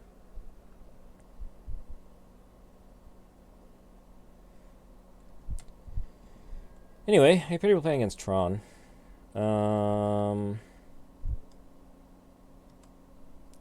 was, like, historically, apparently, always a good matchup for Control, which I never really understood. I feel like Control decks are supposed to be good against decks where all their power is concentrated in just a few threats, because you can counter those few threats. But everyone always said that Tron just jams all their threats through and eventually one resolves. Against turn 3 Tron, I probably want to be looking for my 1 of Force. Well, it's turn 3 Tron, but they don't get it next turn, but even then Cryptic is too slow. So I think I bottom this.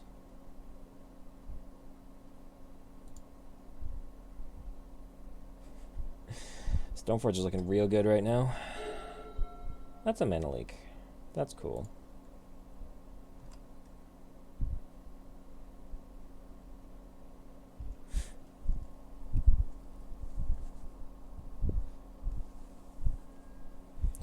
And you're just going to play Forest this turn. Makes some sense. I wonder if I should have just played the Stoneforge Mystic. I don't know. We will go ahead and fetch a Hallowed Fountain. No.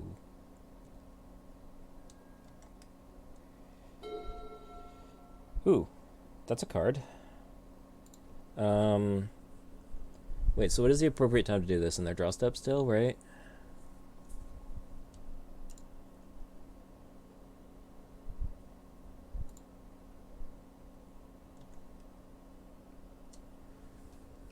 Now, do they still crack the map? I assume they do.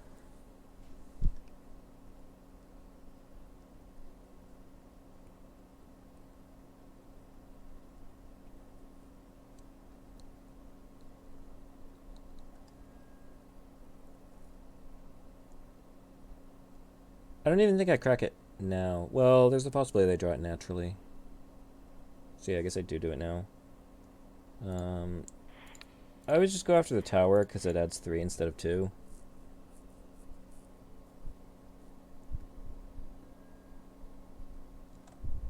I know some people go on about the mind games and the order in which they play the cards and the probabilities that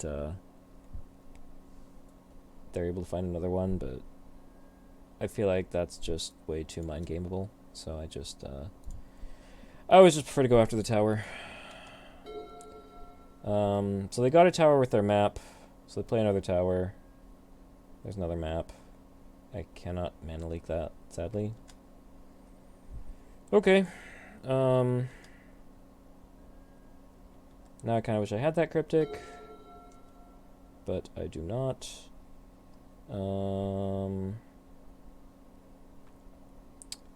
I can play a Stoneforge and fail to find.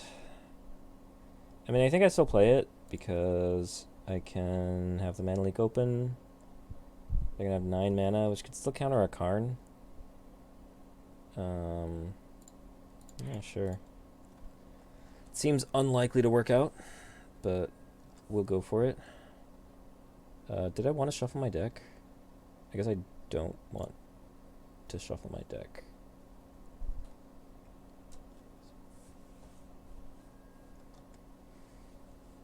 I guess the argument to not playing Stoneforge is that I can opt and mana leak. Stoneforge lets me get a Batter Skull into play easier. Next turn. It's probably fine. I can take this draw step off. Draw step stop off.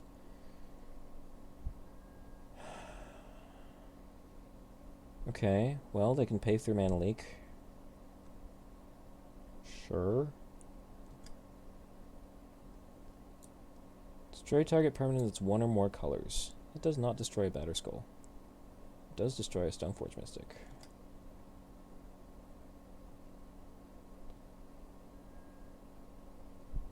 So this I can mana leak. It's probably worth it. I guess Ugin -3 does destroy the Germ token, but Ugin's on 1 loyalty now. So I just have to hope they don't have another payoff, and I can play Batter Skull and attack them, kill Ugin, and then do something, I guess. Don't honestly know what. Do I want to draw another mana leak? Probably not. Do I want to draw another opt? Probably not. So I guess I just play this. Choose not to put it back. No. And then cast this. And hope it's good enough. If my opponent has any sort of payoff, I'm pretty dead. If the payoff is... Alright, they can also like make 2/2s to block. If the payoff is Wormcoil, I can path that. If the payoff is Karn, I die. I'm surprised they didn't want to exile the Batter Skull? Excuse me? Did I miss something? Activates and targeting Germ token. No, that's just it just seems like an error. Is there anything I can do here? Not really.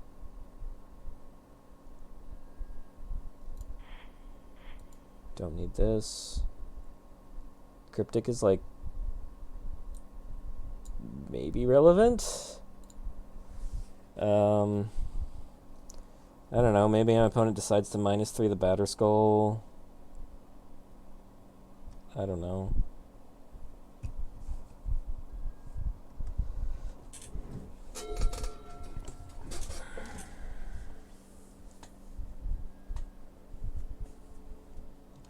Sure, have a sword.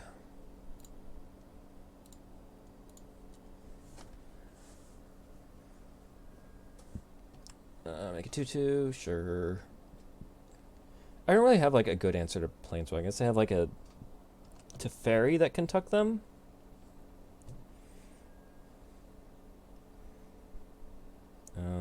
Sure.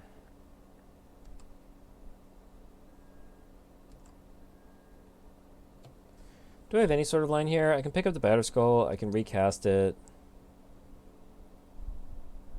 It doesn't really do anything. I can Cryptic bounce Karn. They have to play it again. I could Cryptic and hope I draw another Cryptic to counter the Karn. It seems bad, but it seems like the closest thing to an out I have.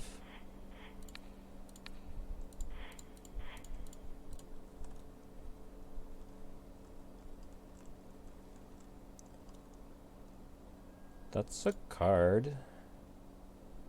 I think this actually makes me want to path a 2/2. So I can play the Jace and start trying to do things.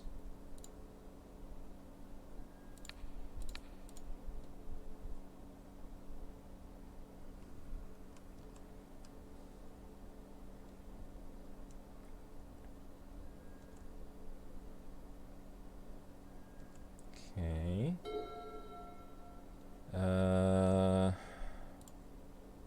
Okay. Play a Jace. Brainstorm. That's a force of negation that counters the Karn. So I think I want force exiling Opt and leave Archmage's Charm on top of my deck for next turn. Did I play a land this turn? I did not. So I could also go land Archmage's Charm and put force Opt on top. No. I put Opt and Archmage's Charm back so I can just hardcast the force. That's much better. I can also gain control of this spirit. How does this work? I don't get the card back when it leaves the battlefield. Yeah. Yeah, Jace is gonna take 2. And I can't really brainstorm anymore. Oh, also if I keep Misty Force, I have to shuffle away the Archmage's Charm and the Opt. Which might be okay. No, I think I'd rather just force pitch Opt.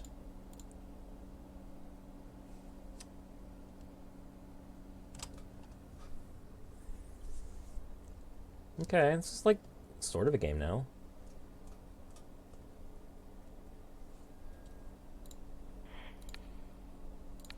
Counter that, exile that.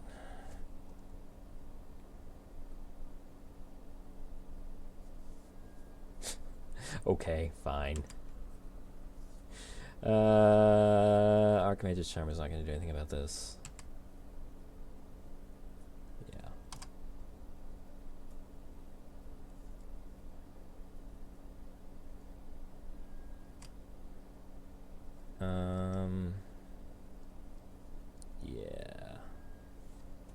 Yeah, I think we can scoop it up.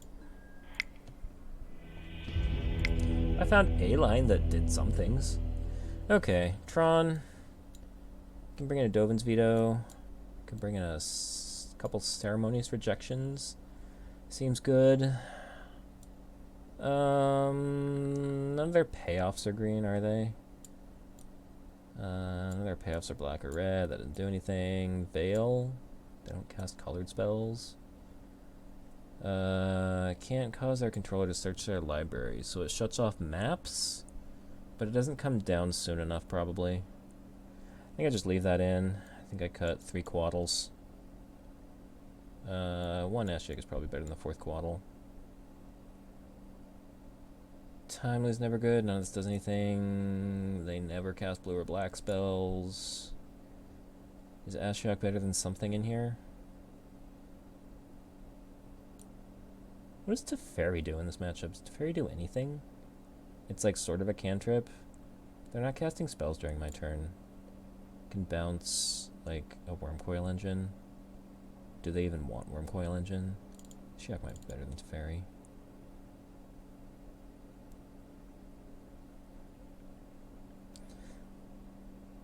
I really feel like this deck wants like a Detention Sphere or 2 or something.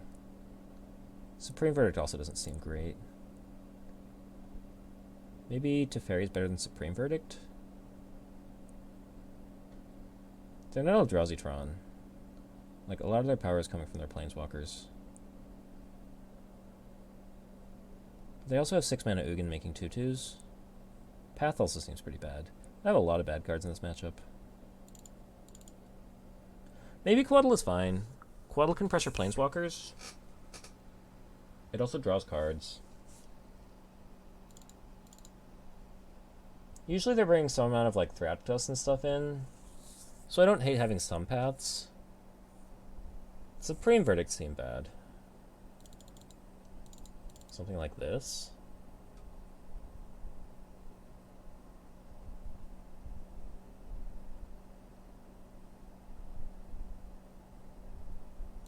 I guess that's what we're going with.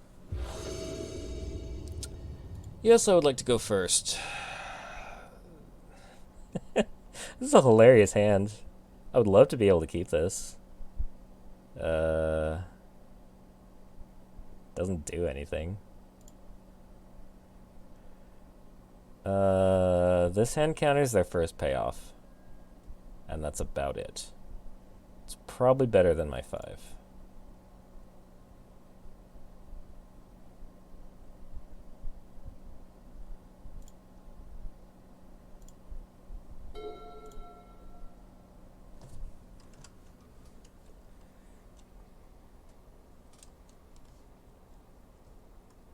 If I get to 5 mana, I get to cast a... If I get to turn 5, I get to cast a fairy. I wonder if I should have... No, there's no way I should have countered that.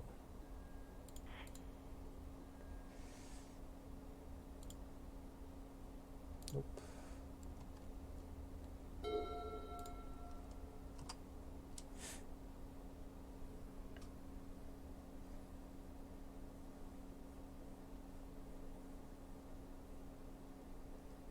Tron is a deck I played for a little while.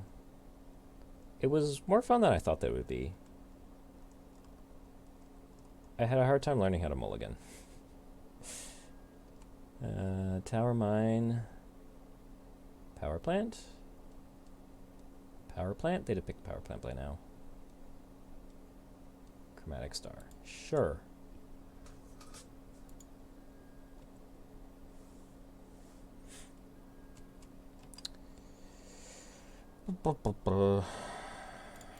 We'll crack my Windswept Teeth.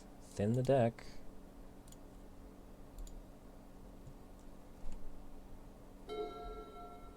Sure, I can cast a Stoneforge Mystic.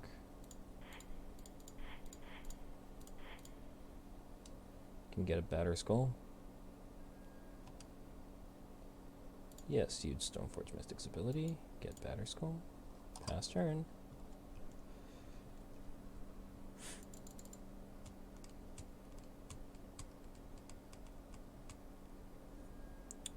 Map. Do I counter the map?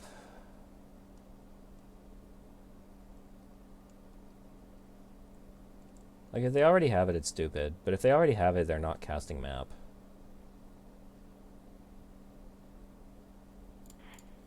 Sure. I'll bite.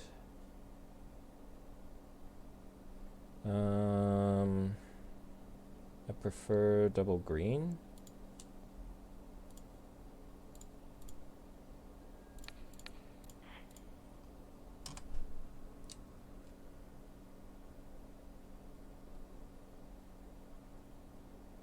Do you have a veil? Oh my gosh. Well, that was interesting.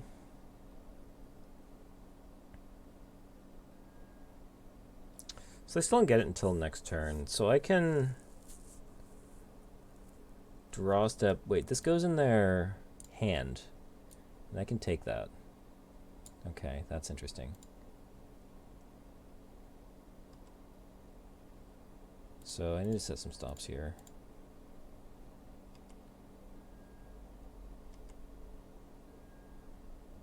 You have not cracked the map yet. I guess once it's in their hand, yeah, no, this doesn't make any sense.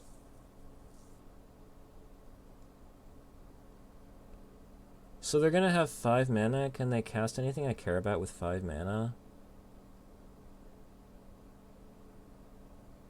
Probably not. Ugin costs 6. They could play like a 2/2 Ballista. But so now I'm deciding between putting this Batter Skull into play or cliquing them. They have a hand of 7 cards.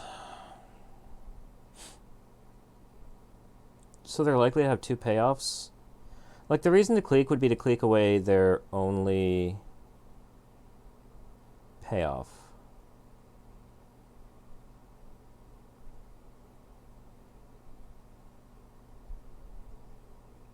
The only reason to clique now is if I'm trying to snatch something that costs 5 or less, which I don't think I care about, so I'm just going to let this go.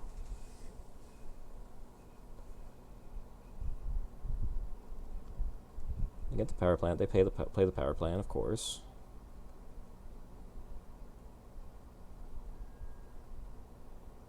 Go to combat, sure. End step. Okay, so now do I want to put this Batter Skull or this clique into play?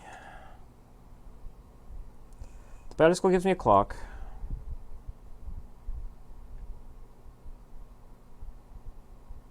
The clique only matters if it strips their only, like, relevant thing. The clique is also pressure. So I think I probably want to clique. I can also put sword on Vendilion Clique attack and then tap my lands. Yeah, so I like clique here. Target you. See what you got. Double Karn, Emrakul with 3 types. Blast Zone, Sanctum.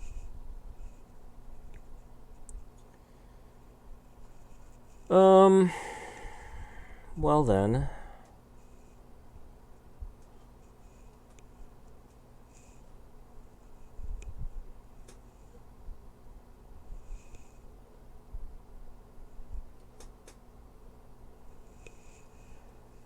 They have 10 mana in play, so Karn gets, whenever you cast a color spell with 7 or less, you do, yeah, okay. So they have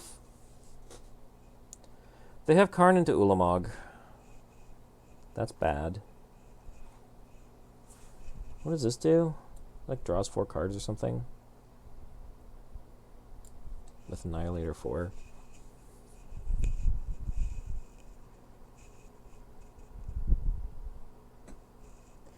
I kind of feel like I have to draw a counterspell here in order to be able to do anything relevant.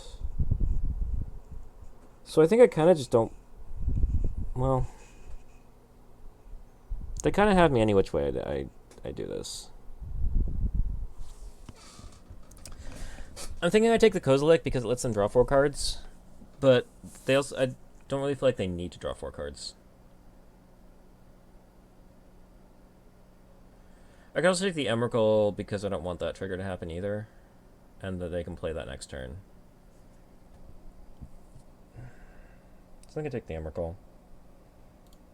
I don't like anything about this. But... I think I want to fetch because I don't want... Like, what do I want to happen? I want to draw a counterspell so I can counter something, like a Cryptic. So I do want to thin my deck.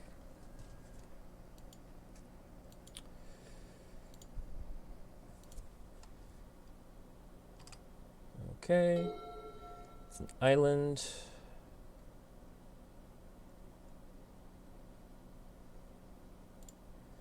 Okay, so I'm going to put the Sword of Feast and Famine into play.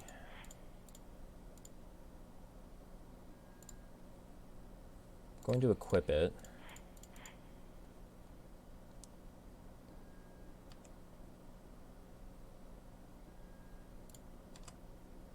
I'm going to attack. I'm going to untap my lands.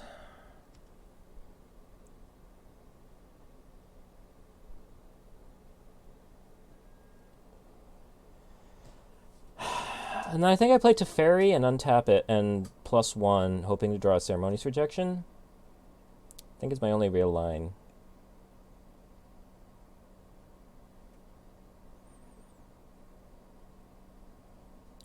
I'm not too scared of Karn, honestly, because Karn will just die to my creatures. Yeah. We're gonna +1 this. +1. Hope to draw Ceremonious Rejection. I did not. That's fine. Well, it's not fine. Never mind. Take these stops off. They don't do anything anymore. Yep, you play that. You play Karn. You trigger Sanctum. You get an Ulamog.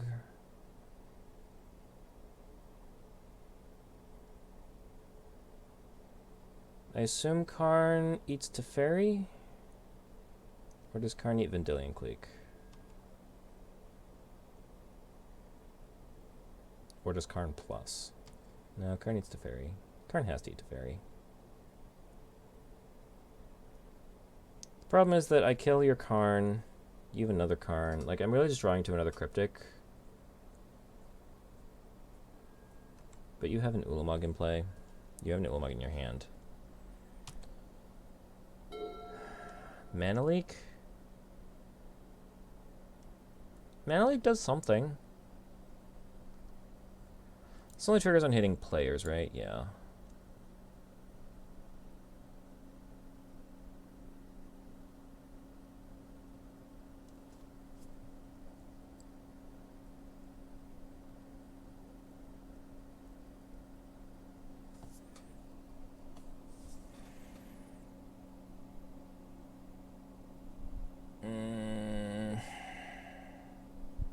Yeah, I mean, I have to kill this Karn.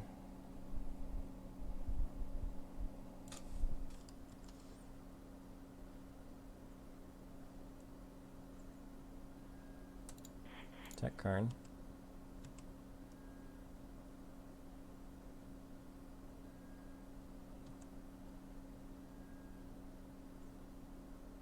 Play a land. Pass.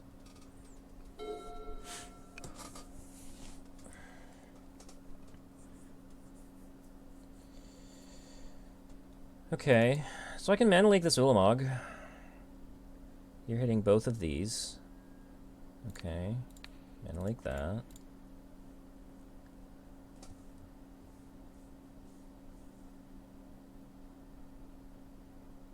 Those are exiled. Sure. Put in the Batterskull.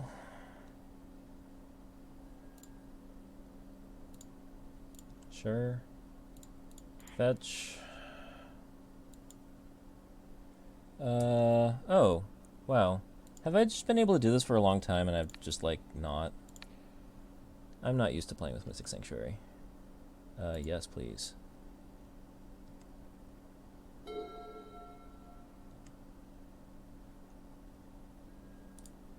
Attack with all creatures. Okay, so I have a rejection up for... I guess you probably play Kozilek here to draw 4? Maybe?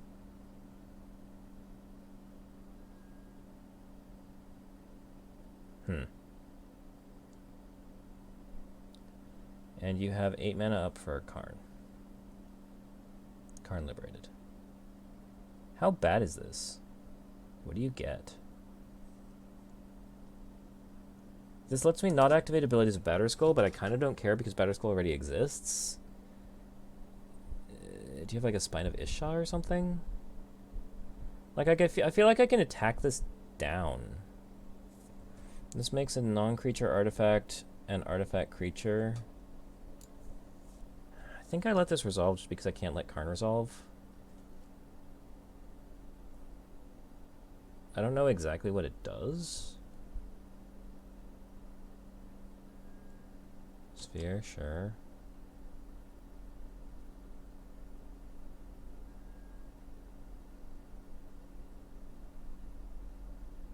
Okay, sure. And I counter this Karn.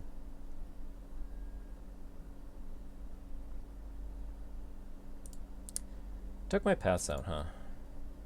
Took 2 paths out.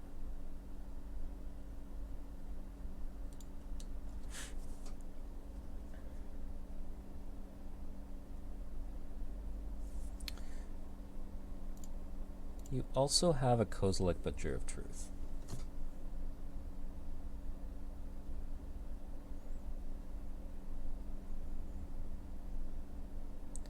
I feel like I counter this because a fetch line can get me the Ceremonious Rejection back. I don't know how many fetch lines I have left.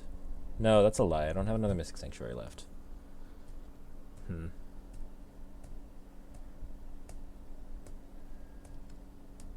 Cryptic counters a Karn Liberated. And of course I draw the answer to the Wormcoil Engine. That worked out really nicely.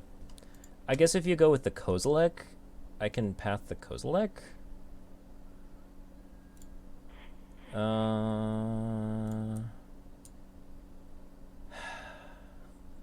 This is a good play on my opponent's part.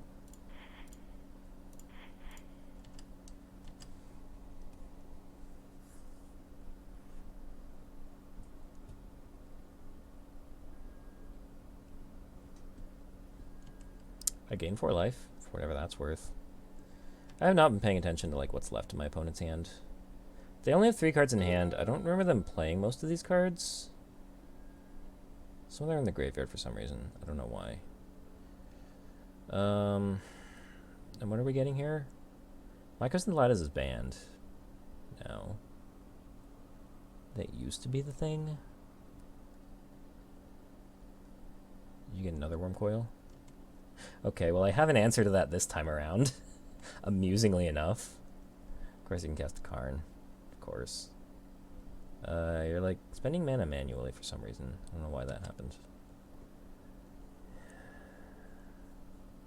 I assume you eat the Batter Skull. Yep.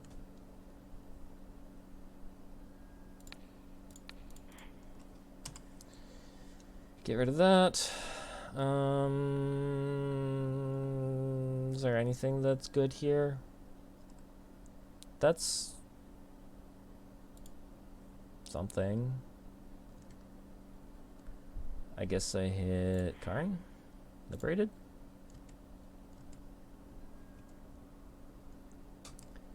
Does not feel like a game I'm winning.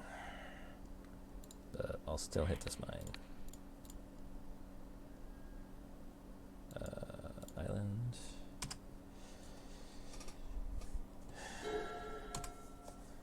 So you plus 4 Karn. You get something maybe. Of course you have a mine. Why wouldn't you? Draw 4 cards with Kozilek? Sure.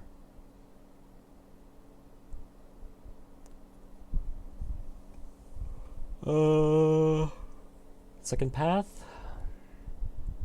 It's indestructible, right? It is not indestructible. Ulamog is indestructible. I think the original Ulamog is indestructible.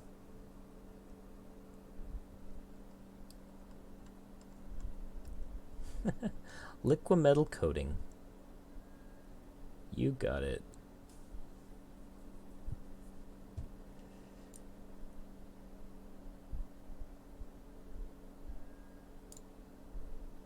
Sure. Sure. All right. We'll see if we can finish out with a strong 2 and 3. Seems unlikely.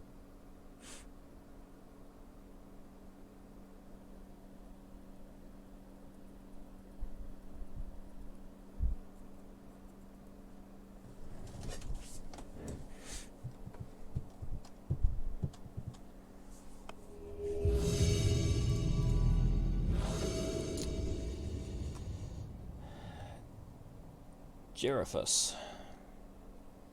Hello, Jeraphus.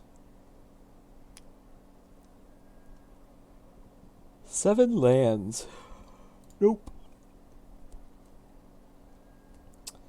This seems okay.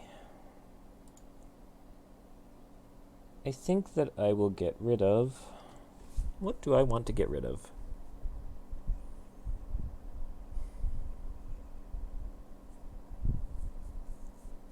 Maybe an Uro. I feel like Uro is... I don't feel like Uro's done very much for me.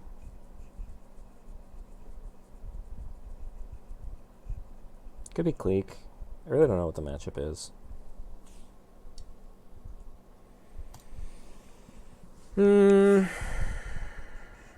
Could be Archmage's Charm, because I have in this Awkward Plains. I have no idea what the right card to put back is here.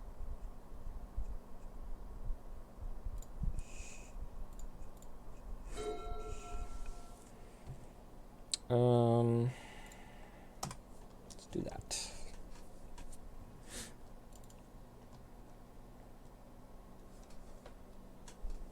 Basic Swamp. What does that mean? It means Thoughtseize, apparently.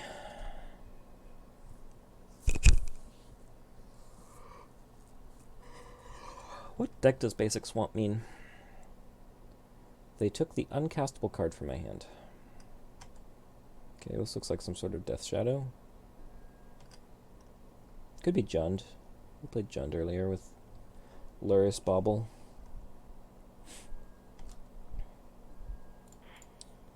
Let's get a Hallowed Fountain.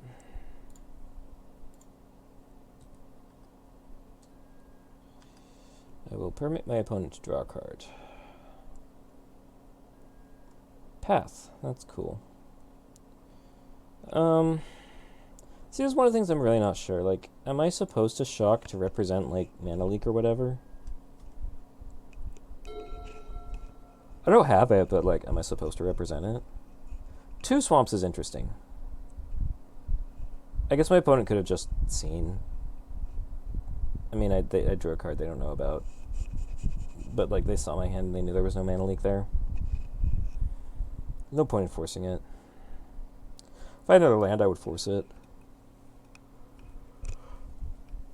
You don't want me to Uro. Interesting. And they're not scared of my path. Necrogen's Spellbomb.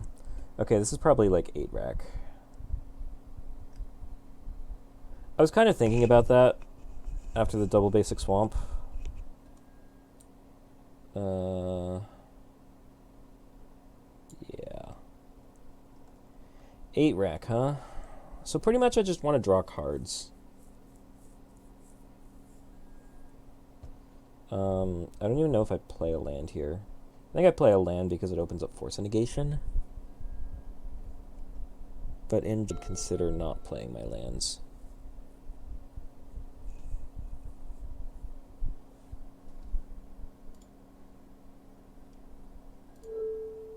Inquisition. I mean, this one I guess I force. Because... yeah.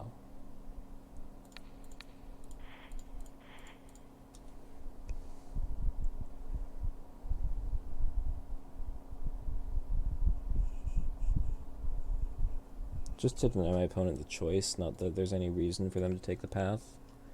If they play like a pack rat or something, I'm like really unhappy. I discard this path because it's not useful in this matchup.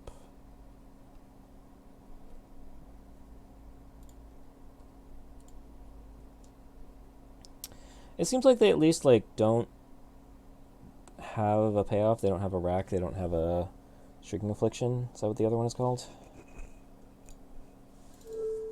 Nope, they do have a rack. Okay, that's a problem. So now I just draw a card and pass. I take 3. I need to have 3 cards in hand, right? Oh, it's 3 minus the number of cards in their hand. Okay, well this is nice. I can just play this for free. Cryptic, okay. I don't think I'm ever playing that. I don't think I'm playing that Cryptic anytime soon.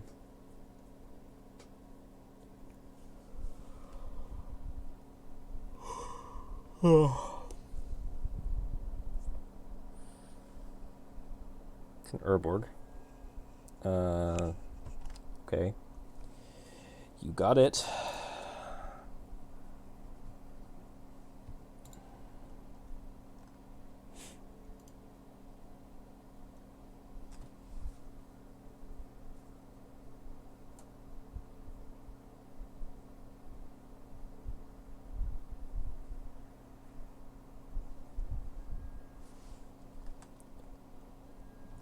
Okay, what do we get? Uro. Okay, well, we'll attack you.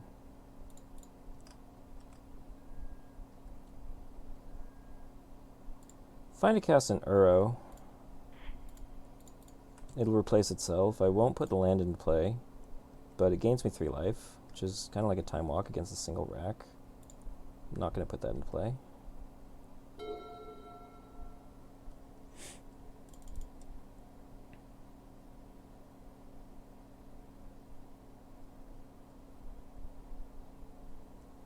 You rituals. What was the point of this? Oh, you had Aluris. I did not even realize that you had Aluris in your companion board. So what does this do? This gets back like Mishra's Bauble, Necrogen Spellbombs?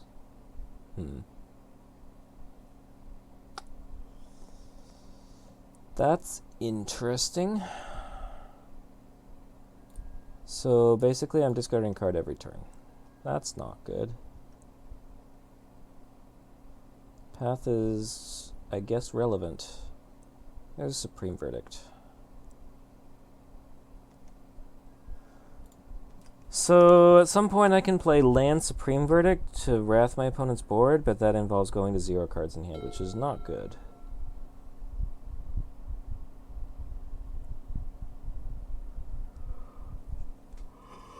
Although my opponent may even take that possibility away from me if they go, well, they go Luris, they cast Spell Bomb, and they need another land to make me discard right now. They're just going to go Mishra's Bubble. That's fine, I guess. That's interesting. I would have expected them to want to make me discard cards. Maybe they do that later.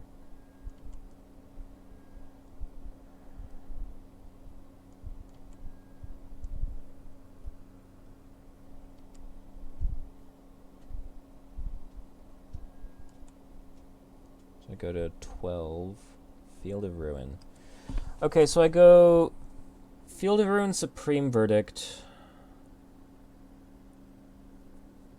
Then next turn I take 10. Then next turn I go to 10, then I go to 9. I just don't want my opponent to be buying back Necrogen Spell Bombs for forever. But I think I have to do this. I can attack for 1 first.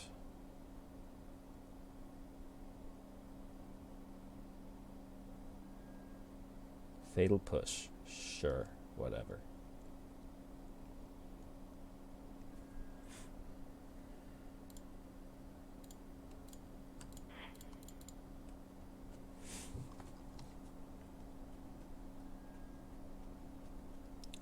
Goodbye, Luris. And now we're back top decking mode. See if I can draw anything useful. A Jace would be amazing. Teferi would still be fine because I could play Flooded Strand to play it. Sure, see my land.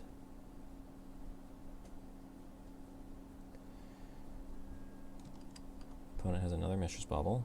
That's fine. There's a lot of cards my opponent could have that I don't want to see them have. Mutavault would be bad.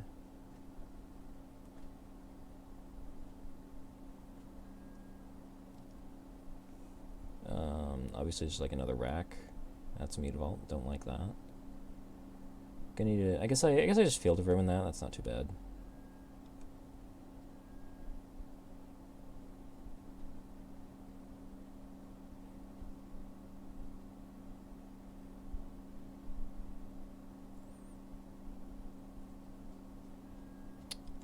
You draw a card. I take 2 damage. Path.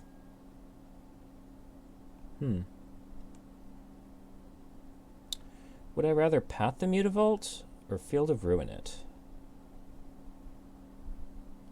Probably Field of Ruin because the Path is a card in my hand. Although the Path is vulnerable to a discard spell, but my opponent has to draw the discard spell.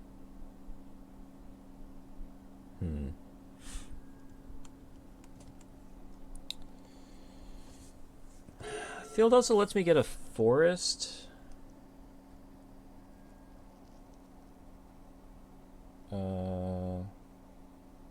Sure.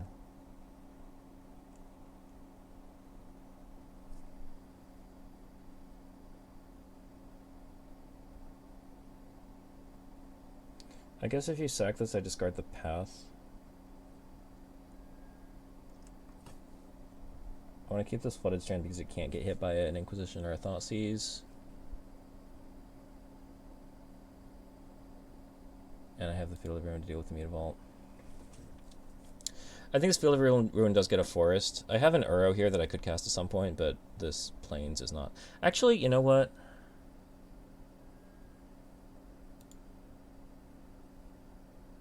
I really should be casting this Uro.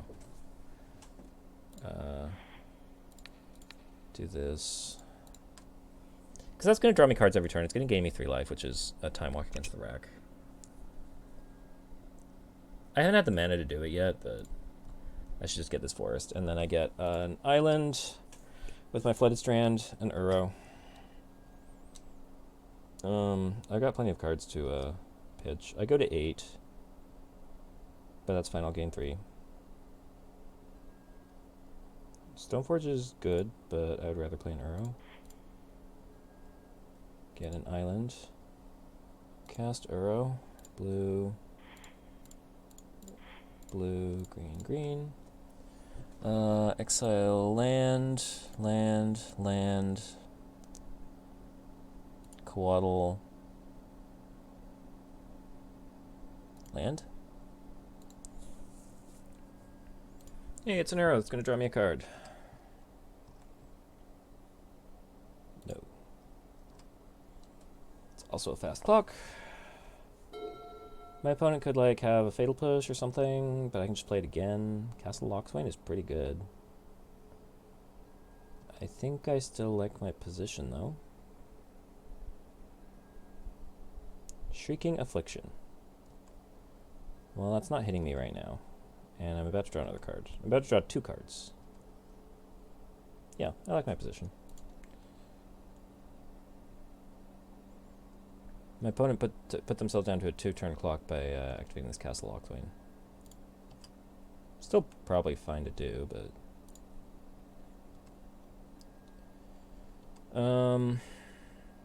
Stoneforge is going to replace itself, so I think I can cast it.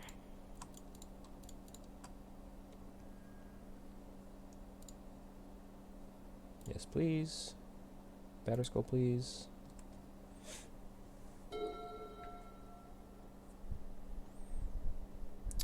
And sure.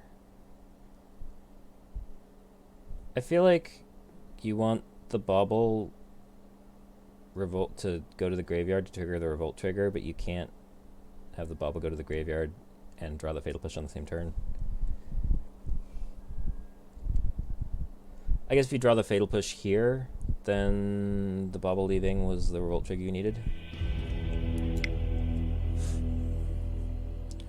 Okay.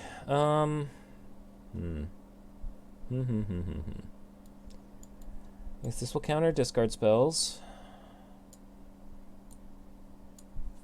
Ceremonious Rejection counters the rack, and that's about it.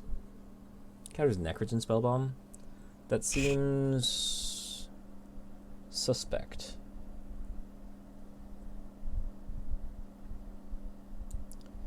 My opponent doesn't really search their library. I am interested in exiling their graveyard because of Lurrus, though. I think that... basically, I just want anything that draws cards. Force is fine because it'll hit a rack. Stoneforge is like a cantrip. Like, I want things that draw cards. I think I need some paths because of Lurrus. I don't know that I need 4. I might only need, like, 2. Uro is good. I don't think I need Sword of Feast and Famine. I think just getting the Batterskull is fine. I like my Planeswalkers because they'll draw me a lot of cards. They may be hard to cast, but I think it's worthwhile. Supreme Verdict is probably bad. I mean Lurrus, but I haven't answered Lurrus and Ashiok. Now I need another card. Maybe Dovin's Veto? What does it actually do? It counters a rack. Counters like a Delirium Skeins. I mean, there's things I'm interested in countering. Icefang Coatl is always extremely anemic, but I don't know that I have anything better.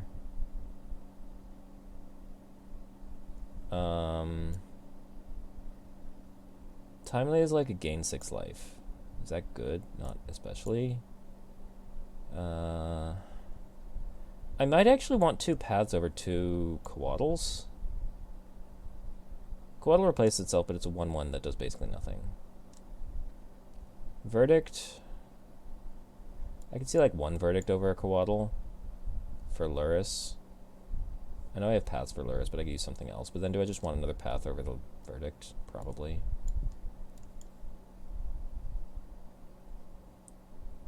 Cleek. Cleek is a clock. That's about it. Charm draws 2 cards. Teferi draws cards. Sure.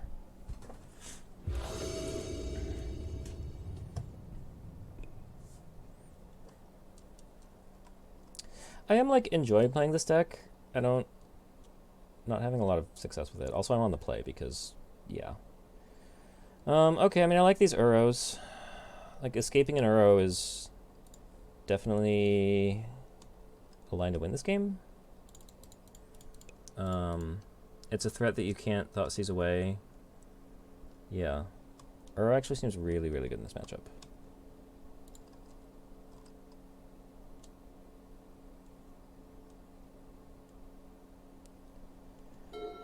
Interestingly, I think this Flooded Strand gets Temple Garden. Because I want white to be able to cast Stoneforge Mystic. Like, I want white because my hand doesn't have white, and I want a second green for Uro. Sure.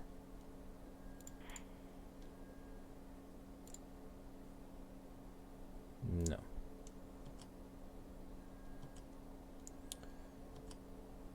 Draw a card.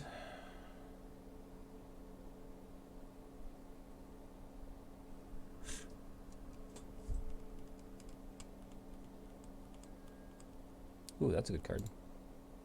I may not even cast anything to, like, leave up the possibility of casting this Veil of Summer. I also, like, am just totally free to discard these Uros. Like, I don't need to cast them into the graveyard.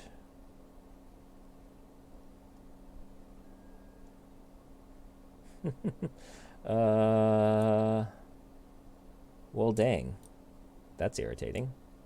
Okay, I guess. This doesn't target. That does not target. Okay.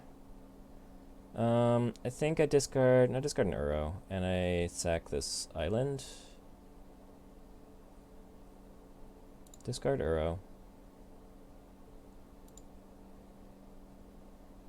Surgical Extraction.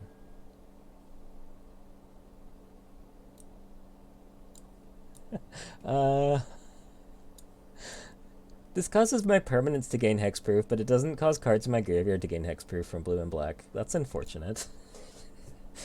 Yeah, okay, well. I guess my Planeswalkers could win the game. I think I sack this island. That is an unfortunate shortcoming of Veil of Summer. I would very much like it to give hexproof to all the cards in my graveyard. We'll shock this in. Because I'll play a Coatl. Or maybe a Veil of Summer, depending on what my opponent does. You have another Smallpox. Dark Confidant. That's interesting. Yeah, I mean, you bring in creatures after your opponent sideboards out all their removal. That's fine. I will cantrip with a Coatl. And I think I want to leave it back on defense, honestly.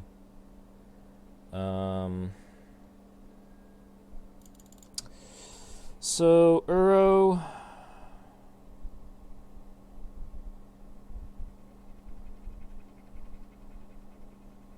My opponent has not had me discarding very many cards. What do I do here? So if I wanted to try to Uro next turn, I would need to play Field of Ruin so that I can use Field of Ruin to get an island. But even if I do that, I'm not going to have enough cards in graveyard, so I don't think I need to try to play to that line. So I think I just go ahead and play Uro, make sure I gain the 3 life. No, I don't like that. I want to leave green up for Stoneforge Mystic. Or I want to leave green up to be able to Veil. Do I also want to Stoneforge Mystic? Kind of. Yeah, actually, I really want to play Stoneforge Mystic, get Batterskull, have Veil for their discard spell, and then put Batterskull into play. So I want to shock this Hollow Fountain into play. Actually, I could have done this with Field of Ruin. Oh well.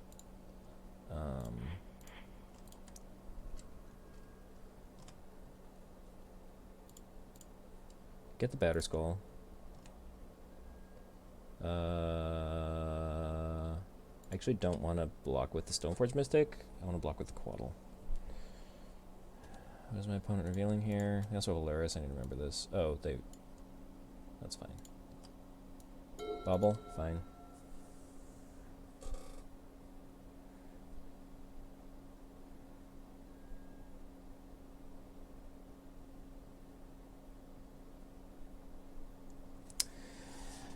So this is interesting.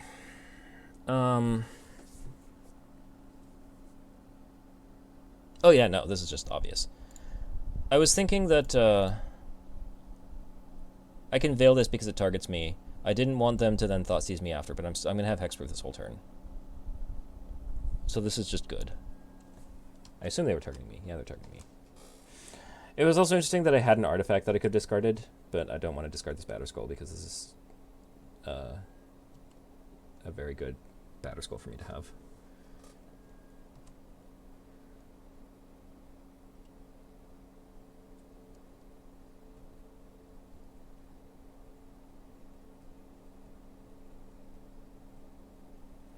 I'm at 4 cards in graveyard. I need 2 more to be able to escape an Uro.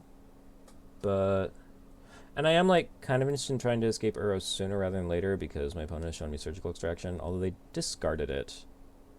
We discarded the Surgical and the Uro at the same time, so my opponent didn't know that I had an Uro. But you have to figure that once you see an Uro in game... Once you saw 2 Uros in game 1, you have to figure that I have them. Especially because it did so well in that game.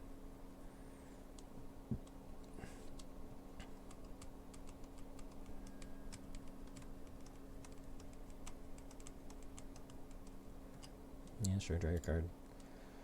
Island. Okay, so... I'm going to put Batterskull into play. Oh, what are you doing? Why are you doing this in my draw step? That's like the wrong time to do this. I think I discard this Windswept Teeth.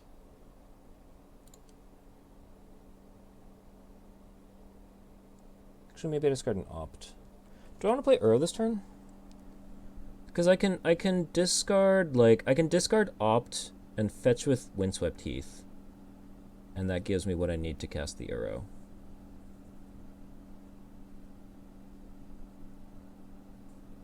That means that I'm not putting the Batterskull into play.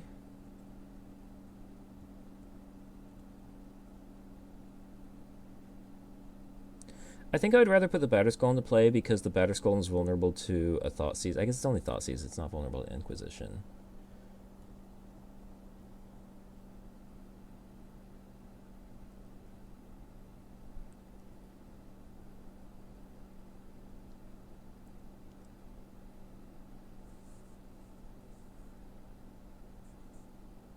No, I think I want to cast Uro. So I'm going to bin this Opt. Then I'm going to fetch Shock. Actually, I could fetch a Forest. Yeah, I can fetch a Forest. And then I can cast this Uro. For green, green, no. Green, green, blue, blue. Exile these 5 cards. 1 remaining. What did I miss? That one? That one.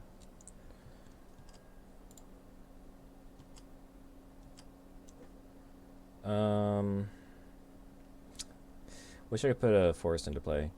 I don't actually think I want to put a land into play.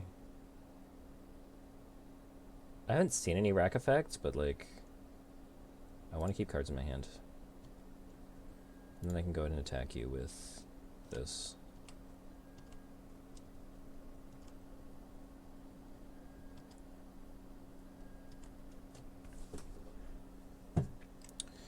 My opponent is drawing cards with Dark Confidant. Ooh. That's unfortunate. I think I'm still fine. Do I keep Veil? I think I just discard Land Uro. I want to keep this Batterskull because it's good. Oh, okay, sure. Fine. Okay. Well, that was Bant control. I